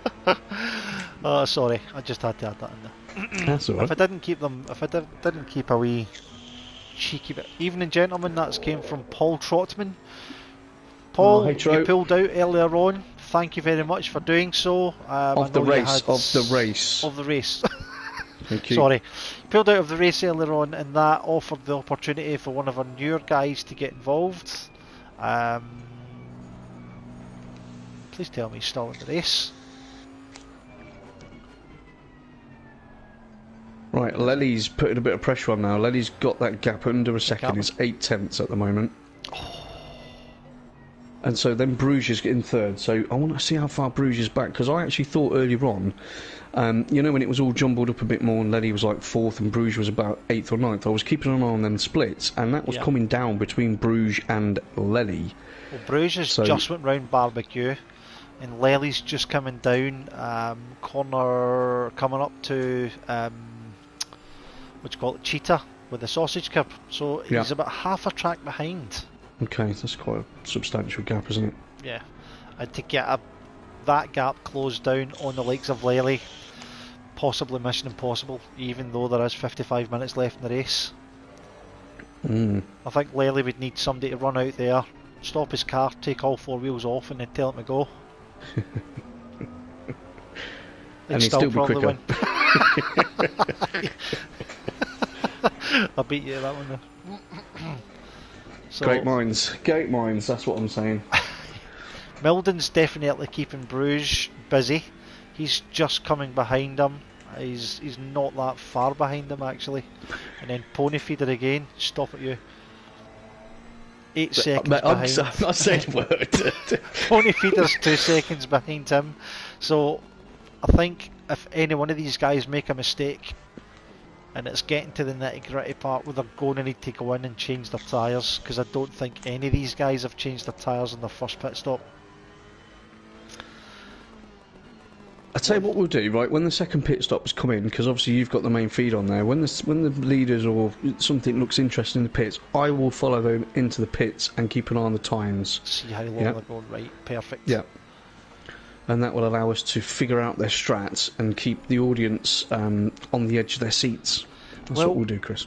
What happens, the car loses some of the grip, obviously, tearing away. The temperature has now dropped to 27, so that's 10 degrees of a drop. When the track starts to get cooler, the tyres do last longer. So are some of these guys going to brave it and do the entire full 2 hours on one set of tyres? I don't know. I mean, you've said you've done it in the Porsche, but yes. I mean, if you was in a race, if you was in this race now, would you be trying to eke that out for 2 hours? So my temperatures would have dropped to about the kind of mid to low 26s by now, with that 10-degree drop on track temperature. The Porsche, as long as it's got a heavy fuel load, it'll hold fine.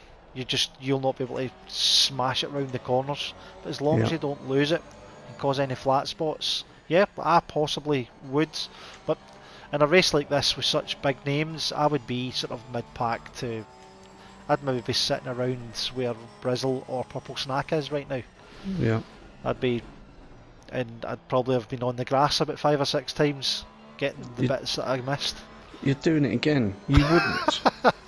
You wouldn't. You'd be executing your race plan perfectly. That's what you'd be doing. Remember, Chris, there's going to be millions of people watch this afterwards that don't know you. Yeah. So they don't know what. Oh, there's a bit of flashing going on there. I'm the fastest alien, and I'm taking a break off of it tonight. That's right. Just doing comms. So I was giving the other guys a chance. Lely has never beaten me. Exactly. This And is his Jardier chance. keeps asking you for lessons, doesn't he? I've had people offer me wanting lessons off of car setups and everything. So, Lely, if you're out there and you're listening, or if you You're watch this lucky. back, you're lucky I'm not on the track tonight, son. I would be after your blood. Right, enough of the comedy. We don't want the guys to stop watching. Like, oh, he's No, talking his they're game not again. going to stop watching. You're entertaining everyone. That's the whole point. They're watching a great race and you're entertaining. So, right, Lenny's now just over a second behind us. Let's get people up to speed briefly before we start talking about something else. Bruges is currently in third, but he's, as we've said before, is probably half a lap down. ERT Milden, you know what? That's a really good run from him as a new guy. He's in that Beamer that you were talking about earlier on in fourth. Pony was 8 tenths behind on the last lap, and he's dropped now to 2.1 seconds. So if he's had an issue, possibly feeling it. yeah, exactly. And then we've got I Am Slow. The controller is up into 6th place in the Porsche. Grimjaw, yes, Grimjaw. I said that right. Grimjaw, he's in 7th. Marpat is in 8th. There's a lot of gaps at the moment, isn't there? Everyone's pretty well spaced out, apart from our top two, which I don't want us to appear biased, but that is the closest battle on track, so we should need to keep an eye on it, don't we? Yeah. Well, what I'll do is I'll start getting a wee kind of sweeping camera view. Maybe get the helicam in there for a wee change, actually. Yeah. That helicam view does actually offer some really good dynamics, especially when you're trying to see people racing. And also, if everyone's watching for the first time, we obviously like to innovate at FRL, don't we, Chris? Yeah. And so what we thought we'd do tonight is we'd have a 2-hour endurance race for 19 cars, and then there'd be a slot for someone to see how long they could sit in the pit lane for and not leave the server. The and plan at the has moment, worked so far. Keno's winning that one, hands down. Isn't Driver he? of the day. He's getting driver of the day. He's 34 laps down because he's not lifted a foot. No, just sat there in VIP, chilling. Eating donuts. Picking his nose.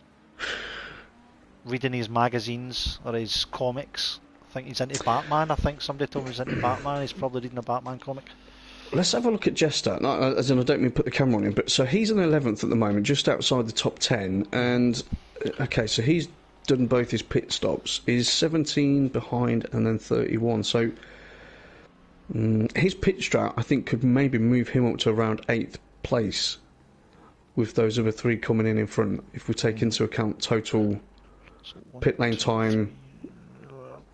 So it could get more than that. I mean, Well, I can see him finishing in brave. the top 8, definitely.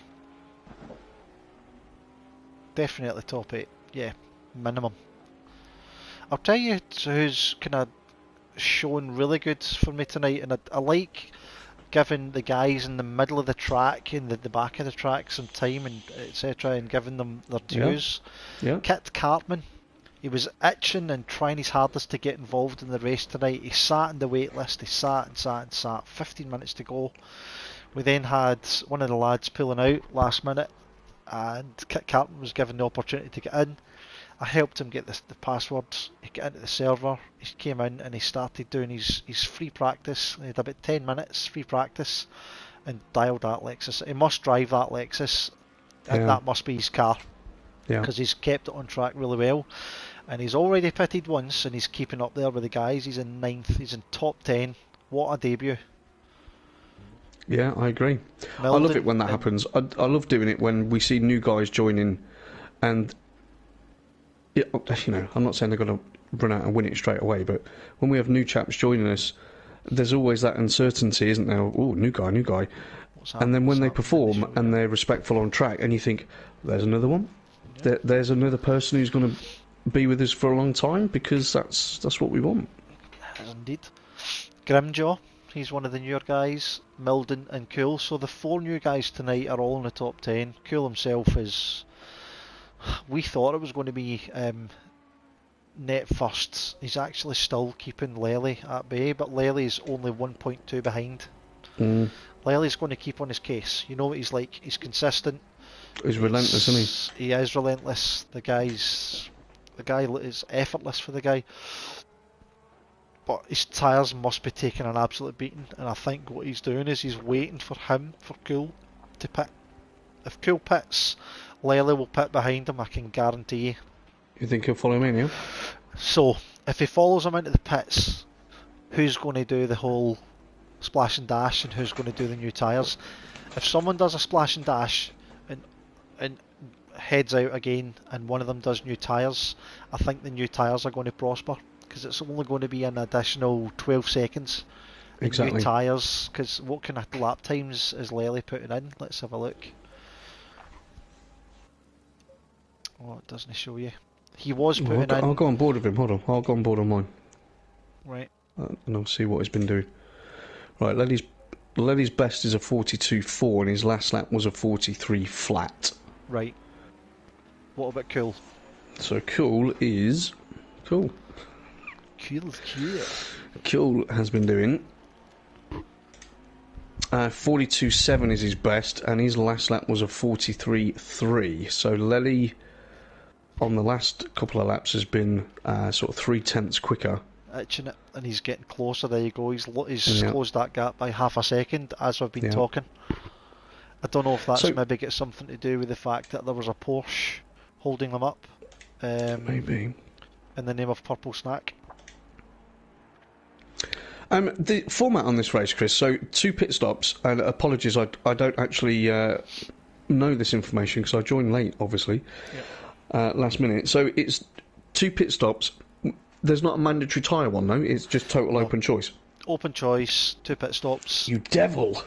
However, I like to do that, and I set up all the endurance races that I've done, including the whole endurance season that we did. Yeah. It was always 2 pit stops, 2-hour race, teams of 4. I loved that. I was gutted that finished, and we'll probably pick it up again when everything all changes over and the update happens. But it's always been free choice, but mandatory 2 pit stops. It's always offered some kind of crazy, panned out mentalness when it comes to your strategy. You just don't know what to do, because if you're new to the game or you're a vet of the game, it doesn't matter.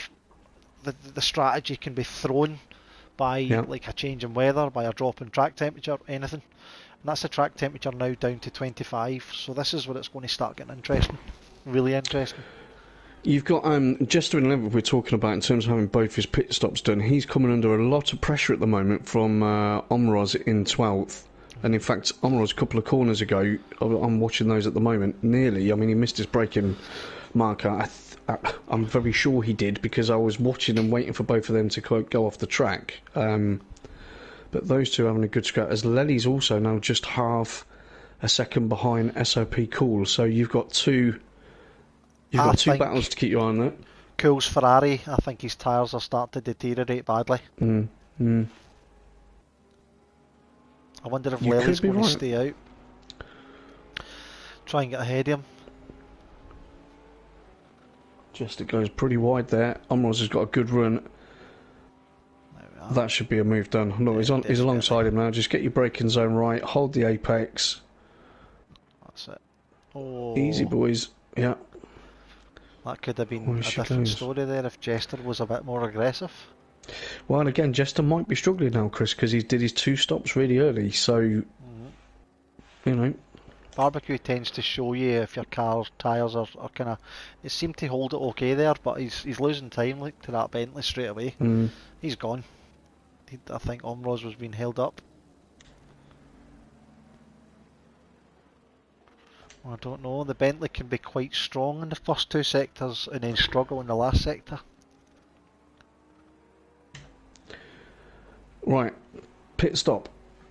Lely. I'm on Lely. I'm on Lely. I'm going to time this. Okay. I'm going to time this.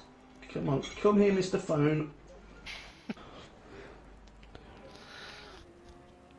Right, so we're giving... Okay. Is this going to be tyres? It's a pity you don't get the animations. Go. Yeah, I know. It's alright. I'm timing it. It's fine. Well, I can't count past 10, so I'm really glad you're timing this. Look, can I? That's why I'm using my phone. 1, 5, 100. Hey! And then my son's like, Dad, that's not right. And it, right.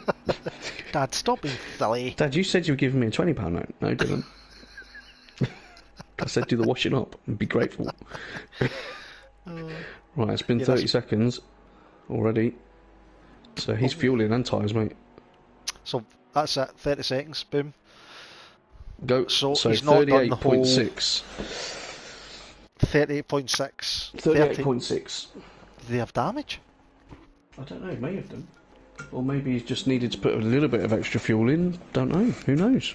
40 minutes, you're probably talking... How many laps is that going to be? It's going to be about another 25 laps. Yeah. 25 laps, 80 litres. So you can get 80 litres in under the 30-second mark, so it's definitely 100% had a bit of damage to it, and he's probably thought, you know what, I'm maybe losing it in the corners, because you did see there he was kind of losing it, so maybe he had a bit of front or back end damage. Yeah, exactly, could have been that, and obviously he's in the dirty air behind SOP. Again, upsetting how the car was handling, so maybe, and SOP's in the pits now as well. Oh, here we go. This is it. This is the moment. Quick! Quick! We can't count past 10, go. So... No, I'm alright, I'm good.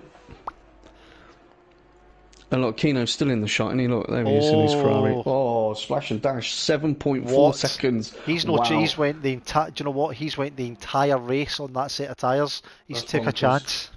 Here we go then. See, but that's what you got to love. He's being brave. He's taking that chance. I love it. And that, Chris, is the beauty of having two of us. Yes. You've got a live pit stop machine sat here. Right, so Milden is now holding Lely up, I'm afraid. Milden, really, gentleman's agreement, should really either pit now or get out the road. Okay, do you know what? It's for position. I know what you're saying and earlier. He's second and third. He generally doesn't need to move out the road.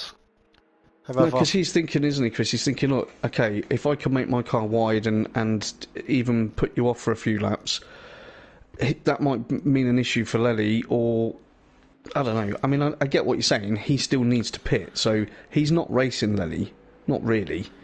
What he is doing is potentially widening that gap that Cool essentially needs on a set of tyres that is now coursed around the track for 80 minutes. That's correct. I don't know. How's it going to pan out? Is that Ferrari going to start? I mean, what's it looking like just now? What, the gap? What's his tyres looking like? Is his car holding true? No, Lely looks alright. Oh, well, apart from doing that, Lely's off, he spun. Lely's off, he took the curb, and that just launched the car. So Lely's facing the wrong way at the moment. Let's have a safe rejoin. There's a car coming up to him now, and that's Pony Feeder. That'll please Kino. So Pony Feeder elevates to third. Now, Lely's really got to make sure, and we're assuming he took pits on that last pit stop. And again, that's probably what it was. It's taking time to come up to temperature properly. Has he put the right temperatures on? Who knows? He's got to knuckle down now and be consistent, Lely.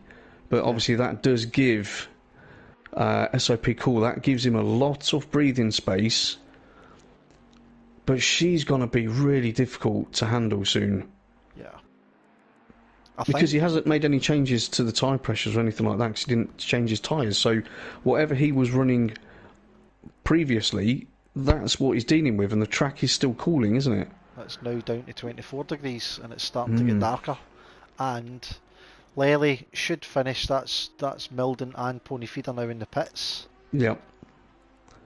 There we've got Dave Keane saying, come on, Pony Feeder. Yeah. So Lely and Milden... Sorry, Lely's now up to second. Right, Milden's on his way out the pits. And Pony's still in the pits. So he's definitely changing. I think Milden has a short stop then. So Pony Feeder's still in. There's Bruges coming round, so he's going to jump into 6th spot. He's already pitted. He's possibly too far behind Marpat and Grimjaw for it to have an impact on their position. Let's see, where is he? He's at the first corner.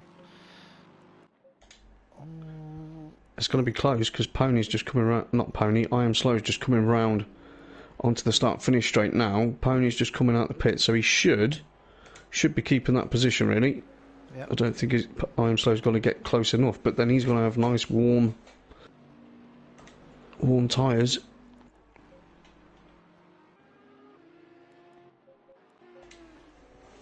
Okay, so Pony comes out. He's 7th at the moment, probably net 5th when the other two come in. I Am Slow is doing really well, actually. He's up in 8th place. And there's your man, Kit Cartman, in 9th. Still to do his last pit in that Lexus. Has he got enough time ahead of Jester to keep that 9th spot? Don't think so. Possibly not. 22, no. Unless he does a splash and dash and comes right back out again.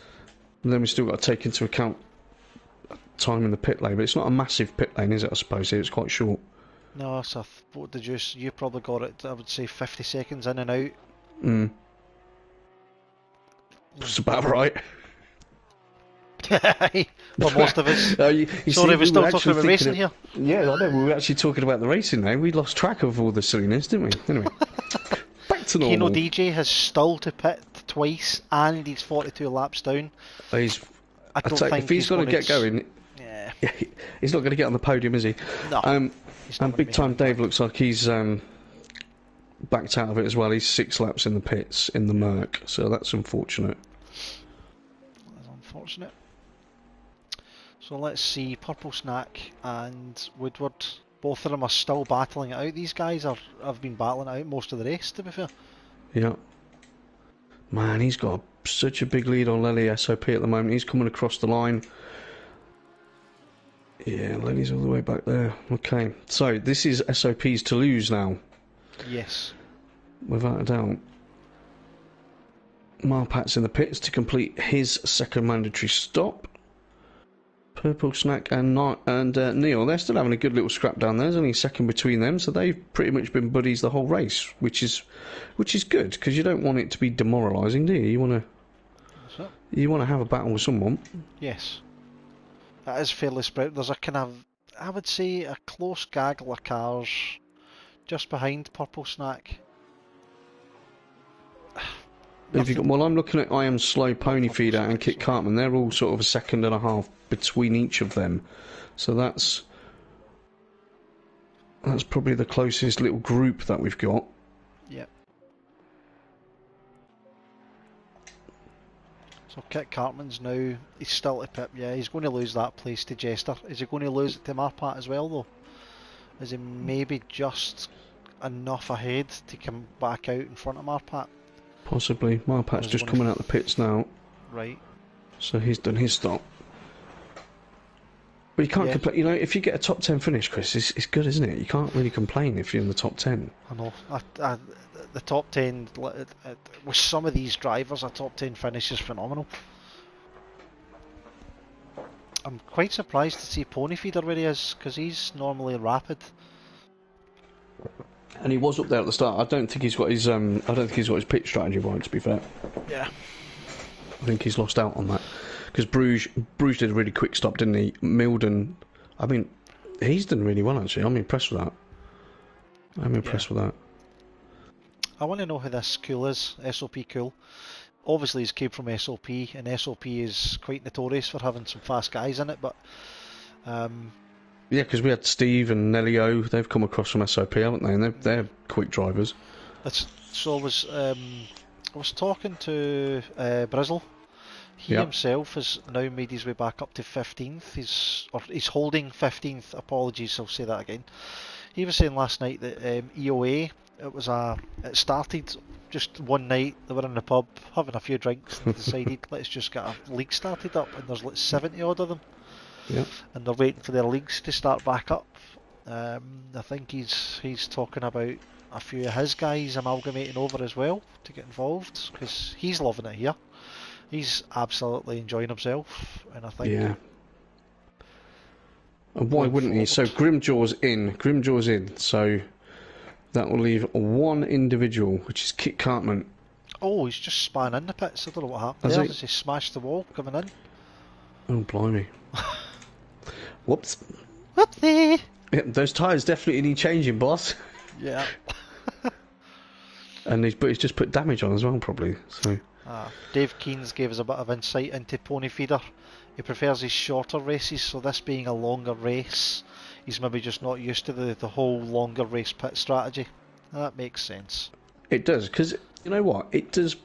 I think people, or we, probably take it for granted. Yeah, you're doing 45-minute races, an hour race, 2-hour races, 3-hour races, and then we're pushing into 6-hour races, team races, and you know all the other great things that are planned. We're used to that. Yeah, and we're used to it. And actually, I've got a friend of mine, so not Timmy, I've got another friend, someone else I pay, and yeah, he doesn't talk much, and he's really big on iRacing. He loves his iRacing, and we have a lot of arguments about this. And he was like, oh, and I'm like, yeah, whatever. And he came round to the house a little while ago, and I introduced him to ACC, and he sat there and he watched the race, and then he finished laughing at my driving. But he said that he thought it looked really physical, and so I was like, well, there's the chair. So he jumped in, and he did a 20-minute race. This was just a public server jobby, Right. and he came out of that race, and he was sweating, and he was like, my arms are killing me. He's like, these GT3 cars are like, they're beasts, you know, you've really got to manhandle them. Exactly. And we know it's a physical thing. And I was like, yeah, that's right.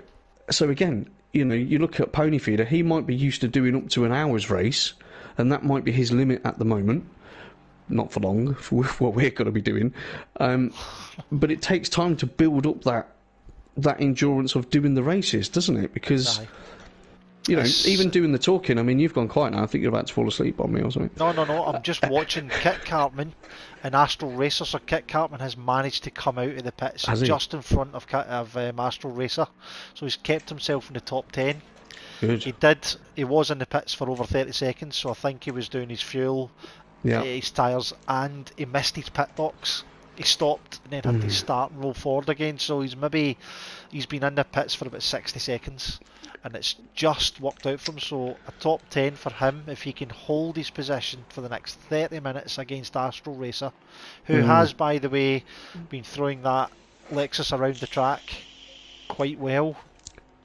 So that's 2 Lexuses in a battle now. It's going to be very interesting over the next half an hour.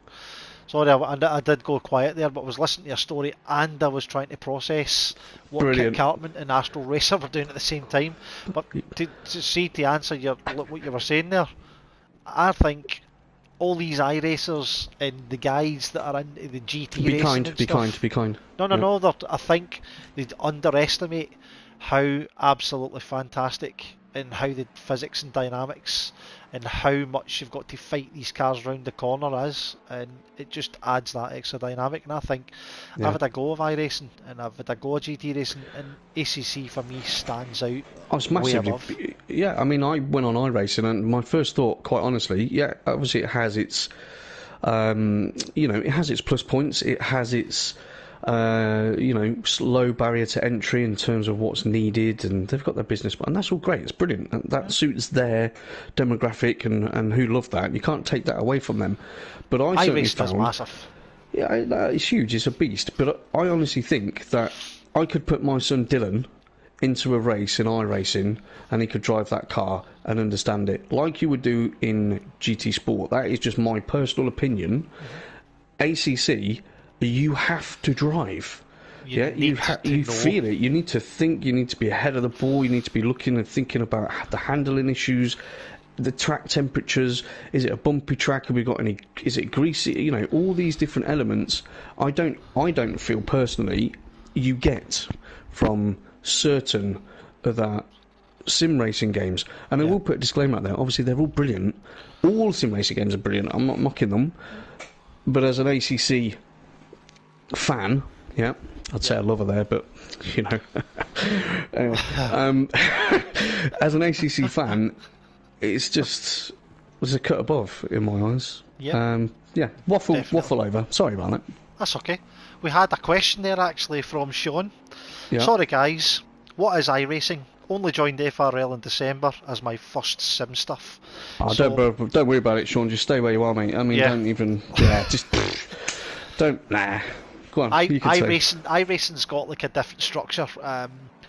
The game itself is fairly cheap, but when you're getting involved no, it's not cheap. Well, It's not cheap, Chris. base- It's a subscription service. yes, the base game is, but to take part in events, to get new cars to take part in these events, you've got to throw money at it. You can lose Yeah. a lot of money over the course of a year if iRacing is your thing, but Yeah. it's structured in such a way that it is very favourable, especially with some of the kind of better sim racing drivers out there. They use iRacing as their platform. Oh, Lely's gone. Lely's gone again. He's lost it. Exactly the same place. Sorry to cut you off there, Chris. No, He's excellent. driving over the gravel now. So, okay, if Lely was, if he had those aspirations of pulling SOP Cool back in, he's not doing himself any favours, which is really unlike him. Really unlike him. But such is the challenge that he has at the moment. But Well- yes, iRacing, I think. So it's subscription based. So when you enter into a season, it's normally 12 weeks for a season, and you have to complete 8 races of the 12. That is the deal when you sign up to a season. So you have to pay for your annual membership. Right. Okay, so let's say it's £100, for instance. So you've got to pay for your annual membership, and then you have to pay for your season. Then you have to pay for every car that you use, because then you own that car. Yeah. Then you have to pay or do your setups, and you have to pay for the tracks. So there is no real free-to-play content, and I'm not saying there should be. Again, that's the business model, and that works well for them. That does work well because they're massive. Yeah, they are huge, aren't they? But We at FRL are making ACC even massiver. Exactly. If that's a Massiver. word. Massiver. No, we're doing well. FRL are doing really well with ACC. We've used that as our structure, our base sim racing game, and it's attracted so much attention. Yeah. I mean, I'm absolutely loving it. I'm bouncing out of work and bouncing right into my sim rig every single day. Every day. You do live it though, mate, and I think anyone watching or anyone within FRL will know that I think FRL actually and ACC it's a big drug. It is a big drug. I don't think I don't see many people pulling away from it or when they actually dip their toe in properly. But yeah, I'm looking forward to Wednesday night as well. I think we've got lots and lots and lots of things to talk about, and we might as well give a little punt for that as well before we get to the end of the race. So anyone that's watching and listening, pass it on to anyone at all as well. Everyone that you know. We've got our FRL cast, or podcasts. We call it an FRL cast because we like to be quirky and idiots here. We've got 4 of the Trailblazers, Chris. Trailblazers. Sorry, yes, apologies. We hold an hour and a half podcasts, live video chat between myself, Goops, Dale and Gamerdad every Wednesday night at 10 o'clock GMT. And we basically sit there and talk everything there is FRL based. We've got question and answer section, we've got Goops competition corner, which tends to go down really well, and Danger Dave always cheats, always gets on Google, always puts in the right answer, because there's no way there's one guy is that knowledgeable on every single thing. No, and I've spoken to him, and there's no way he's that knowledgeable. He's not Stephen Hawking. It's not the way it is. I mean, he's a great guy. Don't get me wrong. But, sorry, you're being dubbed Danger Dave, by the way. Sorry, big time Dave. So when you big watch this back, Traction Dave. Traction Dave. Sorry, Traction Dave.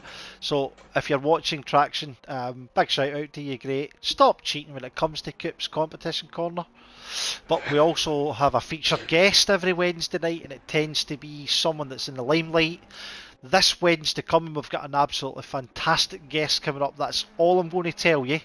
He's one of the admins who works in the background. He races about 20% of the time, and 80% of the time he's working super hard doing all the bits that help gel and promote and give FRL its. But I'm already on it, Chris.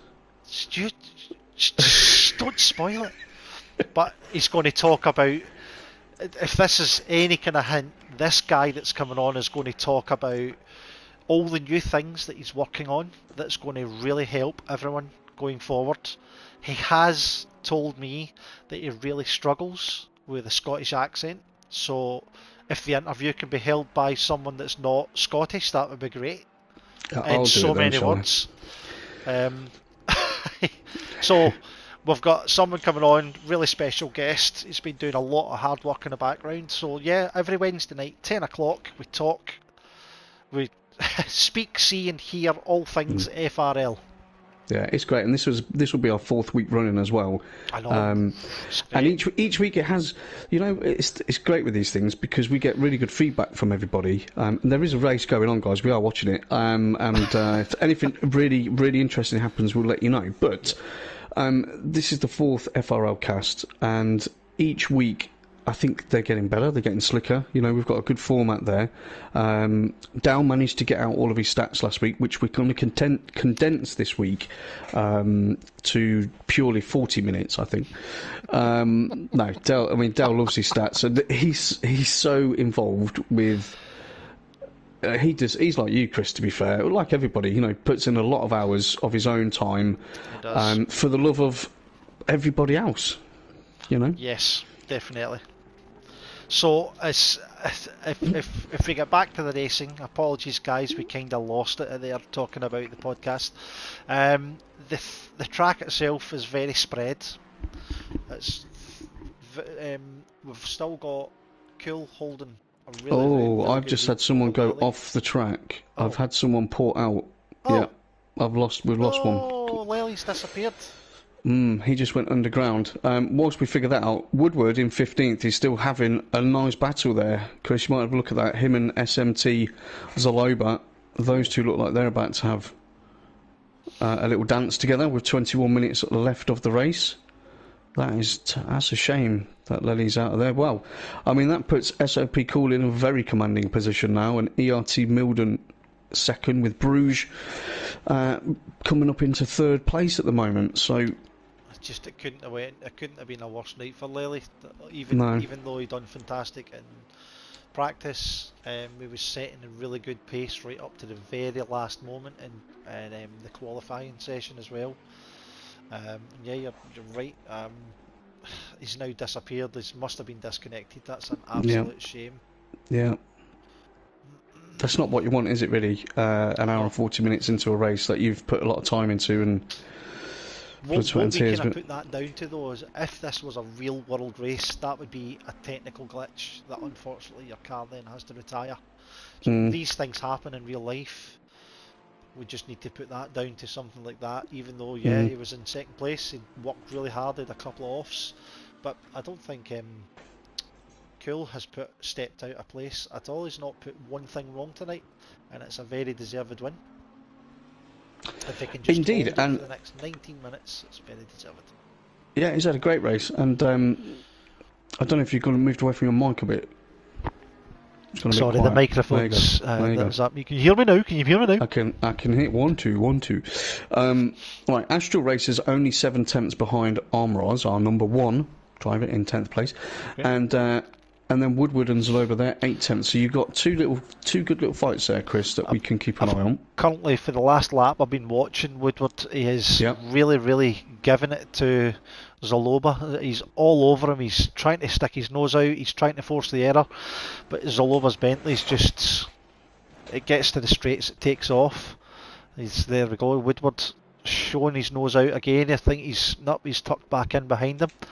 Pony's in the pits. Oh. Pony's in the pit. What's happened? Let's have a look. Yeah, I'll keep an eye on him. I'll keep an eye on him just to see if he comes back out. Because I'm not on the main feed. But I don't know if he's had an issue there. Must have had some kind of issue.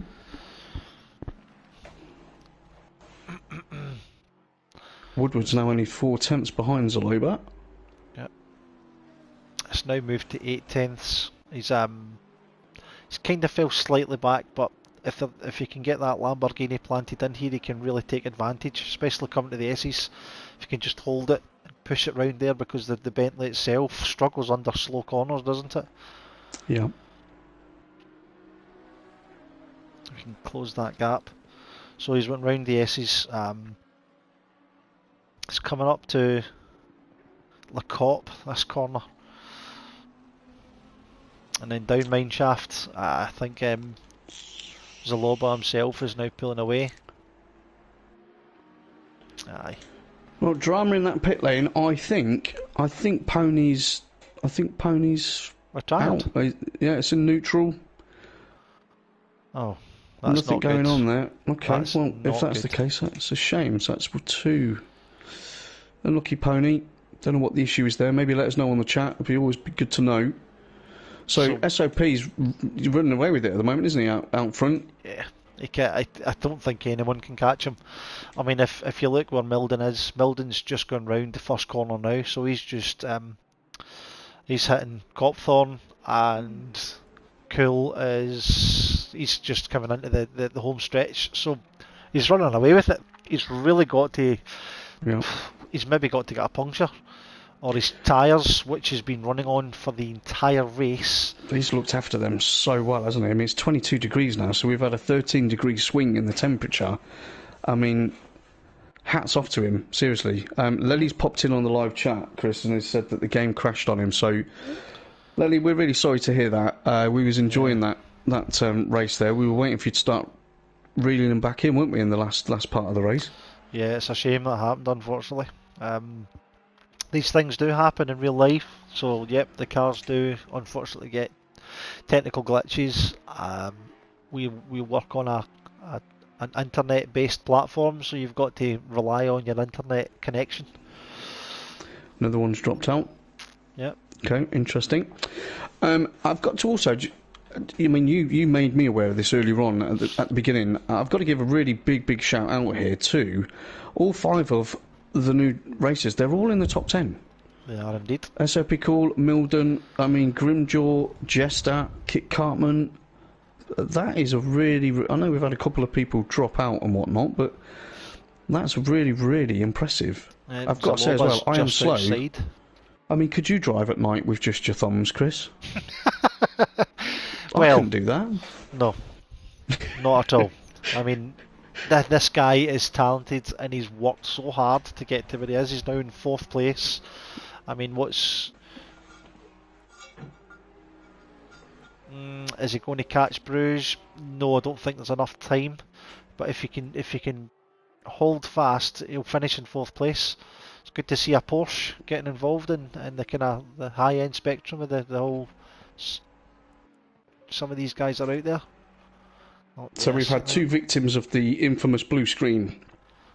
Boom. Fresh Brizzle was the other one who ended up getting disconnected there.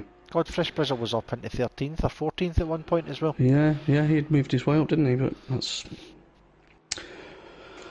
Unlucky, boys, unlucky. Oh. So let's see if we've got any sort of battles heading anywhere. So we have... It's your man Woodward still. It's closest battle. He's the closest battle, him and Zaloba. Oh, and he's throwing that Lamborghini right round the corner. There we go. So if anyone's been away or just joined us, welcome's FRL 2-hour endurance race at Kyalami. We've currently got just under 15 minutes left. As you can see, it's pretty dark out on track, and we've had a really eventful race so far, haven't we, Chris? We have indeed. We've lost 2 drivers out of the 20. Kino DJ, we can't really say he's a driver. He's pretty much been a spectator watching from behind the fence in the pits. But yeah, we've got 17 cars out there still trying their hardest, and we're down to, out of the 18 cars, 14 still tearing up the grey stuff. 3 retirements in the last few laps. Well, Barnett's, I never actually realised he had retired. This is his home ground. Yeah. He's driving South African. He's driving here in Kyalami, and it must have been something, because he's had that Audi planted really well. So I wonder if it's maybe just been frustration. Well, I'm looking at the internet lag on there as well, and he's very orange, if you like, in terms of his connection. So maybe he started getting a bit of lag or some rubber banding, and maybe thought, hey, it's not worth it. Yeah, you know, I don't want to end up wrecking someone's race, you know, if they don't know where I am and all those bits, because I mean that's really scary when that happens. I mean, it doesn't happen a lot, but when it does, you're like, actually, where are you? You know. It just your rubber band back and forward, and then before you Yeah. know it, bang, you've hit the back of the car. You never even realised it was there.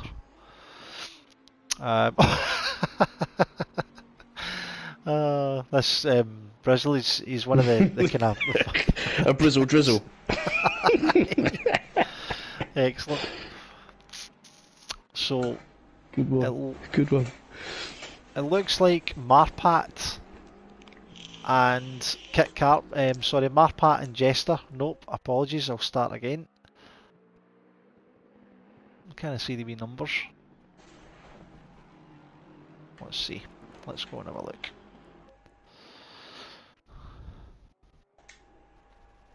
So Marpat and Milden.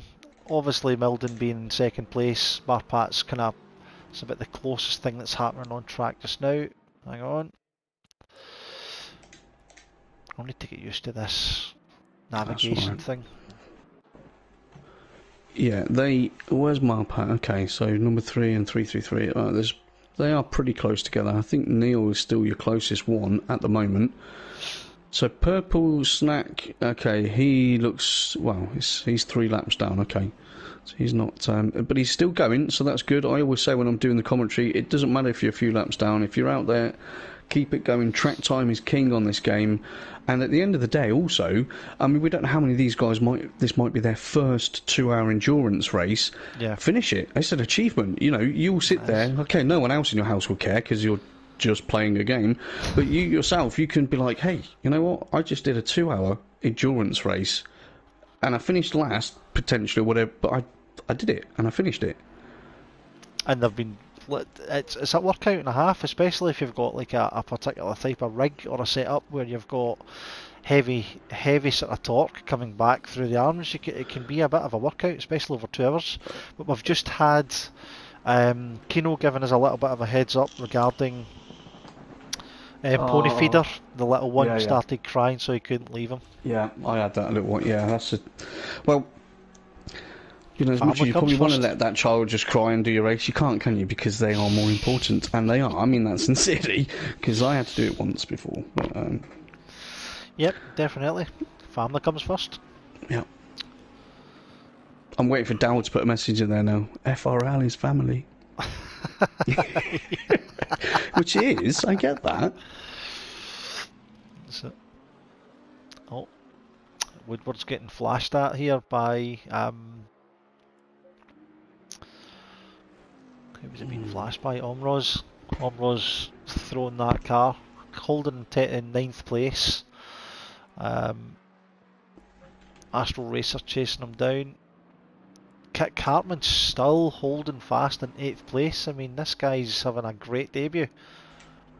He is, yeah, he certainly is. The other challenge they've got now, Chris, I'm just watching some of the other the front runners. I'm just looking at Bruges, and if you know, he's in the middle of a pack right now. So you've got 9 minutes left of the race. They're all probably getting a bit tired now. You know, oh, who's that? So that's Omroz is flashing someone else there to get by. Okay, he's on a mission. He's just flashed as the Loba, so he's definitely trying to get. He's trying to put the pressure on Kurt Cartman. He's not liking the fact that he's ahead of him. No, I don't think so. But I mean, the other challenge they've got now is, as I say, they're nearly 2 hours in. They're going to be tired. They've probably got a bit of mental fatigue going on now. Yep. It's that whole thing, isn't it? When you're near home, you kind of switch off a little bit. Oh, I know the road. I know where I'm going. And some of the front runners are now in the pack trying to get through back markers, and it only needs 1 second for either party not to have their eye on the ball, and that's a race. It's going to be catastrophe. So dig deep, boys. It's only 8 minutes and a bit, but we're 63 laps down. That's brilliant. So we've maybe got about another 4 or 5 laps left, and I can't believe how quick this race has gone. 2 hours is not enough. Next endurance will be 9 hours. It's been a long race, Chris. I'm hanging on here. I'm joking. No, it has gone quick. It's great. Aye. I love it. We do have some very long endurance races for the PC side coming up as well. I know, 12 hours. Can't wait to do that. Oh yeah, itching. Obviously, we don't sit in front in our rigs for the full 12 hours and race. We split that up between team members, so you do stints. But again, it's still fantastic. Looking forward to it. Yeah, I'm looking forward to that, actually. I think that's going to be really good. So, Fresh Brizzle has given us some information. I've just obviously spoke to him in the pit lane because this is real. And he's he's just said, blimey, that was difficult. First pit stop, he had a minute's worth of damage. Oh. Then he got his drive-through. So, yeah, I know we were bigging him up at the start in terms of his pace, and he does have pace, but you put a minute pit stop on there for damage and then a drive-through, that's... It's just that is going to ruin that race. Way down the pack. That's it. He was in 15th. And it kind of showed me up after last night. Come on, Briz, that's ridiculous. Last night you done fantastic. Tonight I'm bigging you up, and comms curse, you're 15th. It's not a curse, remember. We had this euphoric state clean this up a few weeks ago because everyone's starting to give me stick. You know, curse. You know, Coop's curse comes. It's not. It just means your eye's on the ball, Chris, and we don't miss anything. Yes. It's good. It's good work, not bad work. So, with the looks of it, we've got 2 battles out there just now. So, car 71, 73, apologies, which is Zaloba, and Omroz, just in front of each other. So, Omroz is... He's pushing hard. Omroz is trying to unlap himself. That's what he's pushing now because he was flashing Zaloba a little earlier on, wasn't he? I don't think that is for position, is it? Go on board with Omroz for me and see what his lap times are, and then tell me what Kit Cartman's lap times are. Yeah, we'll do. Right, so best lap for Omroz is a 43.3. Last lap was a 49.9. Okay, so that's good to know. And then 1 second, ladies and gents, and you want me to do Kit Cartman, yeah? Kit Cartman. That would make sense. Kit Cartman, okay, his best is a 44.1, so his best lap is slower, but his last lap was a 47 flat, so he's near enough 3 seconds faster on the last lap. Right. So if that carries on, he's not going to catch him. No, he's not got enough time. There's only 5 minutes left. Let's actually see what... I'm going to just, for my own OCD-ness, I'm going to check a 43.6 SOP Cool did on his last lap. So Kit Cartman's got... That's pretty good pace, really. It's good pace. Yeah, great debut, good pace, good consistency. Top 10 finish. It's getting very, very close to what I would probably say is a very difficult choice for driver of the day, but we'll do that, and we'll do that in another minute or so. So... Oh yeah, Sean's asking, is the 12 hours on PlayStation or PC? That's on PC, Sean. Yeah. I think we have discussed doing really long events on the PlayStation, and most of us have agreed that, you know, if any of us are still on the PS4, which we are, they would probably start smoking and some flames would probably come out of them if it ran probably longer than the 6-hour one we did. Mine sounds like a plane. It does. It's just like, well, okay. That's what happens with a PS4, it heats up and then starts screaming at you, and there's no shutting it up unless you turn it off, and it still screams. So let's run it through then, as we're coming up to 4 minutes left before we do Driver of the Day nomination. So SOP Cool is still holding fast up front, and I don't think he's going to get caught at all. He's just been so consistent. We've got Milden in second place. He's driven that Beamer to within an inch of its life tonight. He's shown really, really good consistency and ability. Bruges Bala, he's just meandering through. He's doing really well. And he's Bentley. And I Am Slow. Yes, a Porsche in the top 4. I can't believe it. He's big, in the ginormous. top 6, actually. You got 2 in the top 6 there, Chris. Yeah, just spotted that. So 2 Porsches in the top 6. See, the car is good. Everyone, start driving the Porsche. It's fantastic. It throws you about, yes. You need to set it up properly, yes. It's the biggest challenge the game throws you, yes. But it's exciting to drive. Grimjaw is in 5th. We've got Jester in 6th. Marpat in 7th. Kit Cartman, fantastic run in 8th. Omroz tearing the grey stuff to bits, trying to catch him in 9th.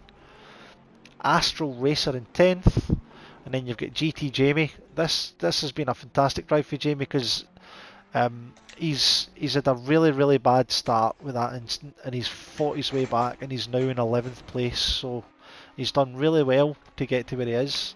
Zalobo, one of the new guys, in 12th, and his lovely Bentley.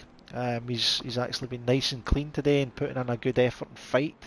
Woodward in his Lamborghini. It's great to see that he's actually fought his way up to 13th. Unlucky for some. Woodward, it's lucky because he was a way back at one point in the race. Yeah. Purple Snack, bringing up the rear, but in a Porsche as well. I like it. So that rounds off the 14 drivers that are still out on the track. Now we get Pony Feeder, Barnuts, Big Time Dave, and Kino DJ, all retired in the pits. Kino DJ himself retired right at the start and didn't want to come back out because he didn't want to be sort of moving out the road for blue flags. So, which is understandable a few laps in, isn't it? Really, you know, you're not going to have a race at all, are you? You've got a 2-hour practice session then, so I can see the logic in it. So, Coops, you've been in long enough. Who would you yourself say would be driver of the day for you? Ooh, driver of the day for me. It is a really difficult one because anybody in that top, well, the top 10's always good, but I've got to go, and it's not because he's first place, but I am going to give it to SOP Cool because we've watched his strategy. We were in the pits, we timed the pit stops between him and Letty, and we believe he's run that entire race on one set of tyres, don't we?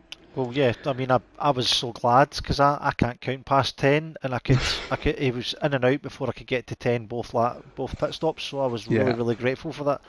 Yeah, I mean, the skill to do that, if that is the case, and keep that car on the track, which I do believe is the case, I can see epic, the feed. which is my most favourite word. I can see the endurance channel feed getting filled with lots and lots of questions for him. How did you do it? Yeah, how? I'm not going to tell you. It's a secret. Yeah. But yeah, that would be my shout. Now, obviously, we don't have to go with that. But I mean, what about you? What do you think? We can post it up in the nominations. So that's your driver of the day. My driver of the day, I'm going to give to. I've been talking about him all race, and he's definitely for me shown that what good skills some of these new guys that are coming into the league have got. Is Kit Cartman.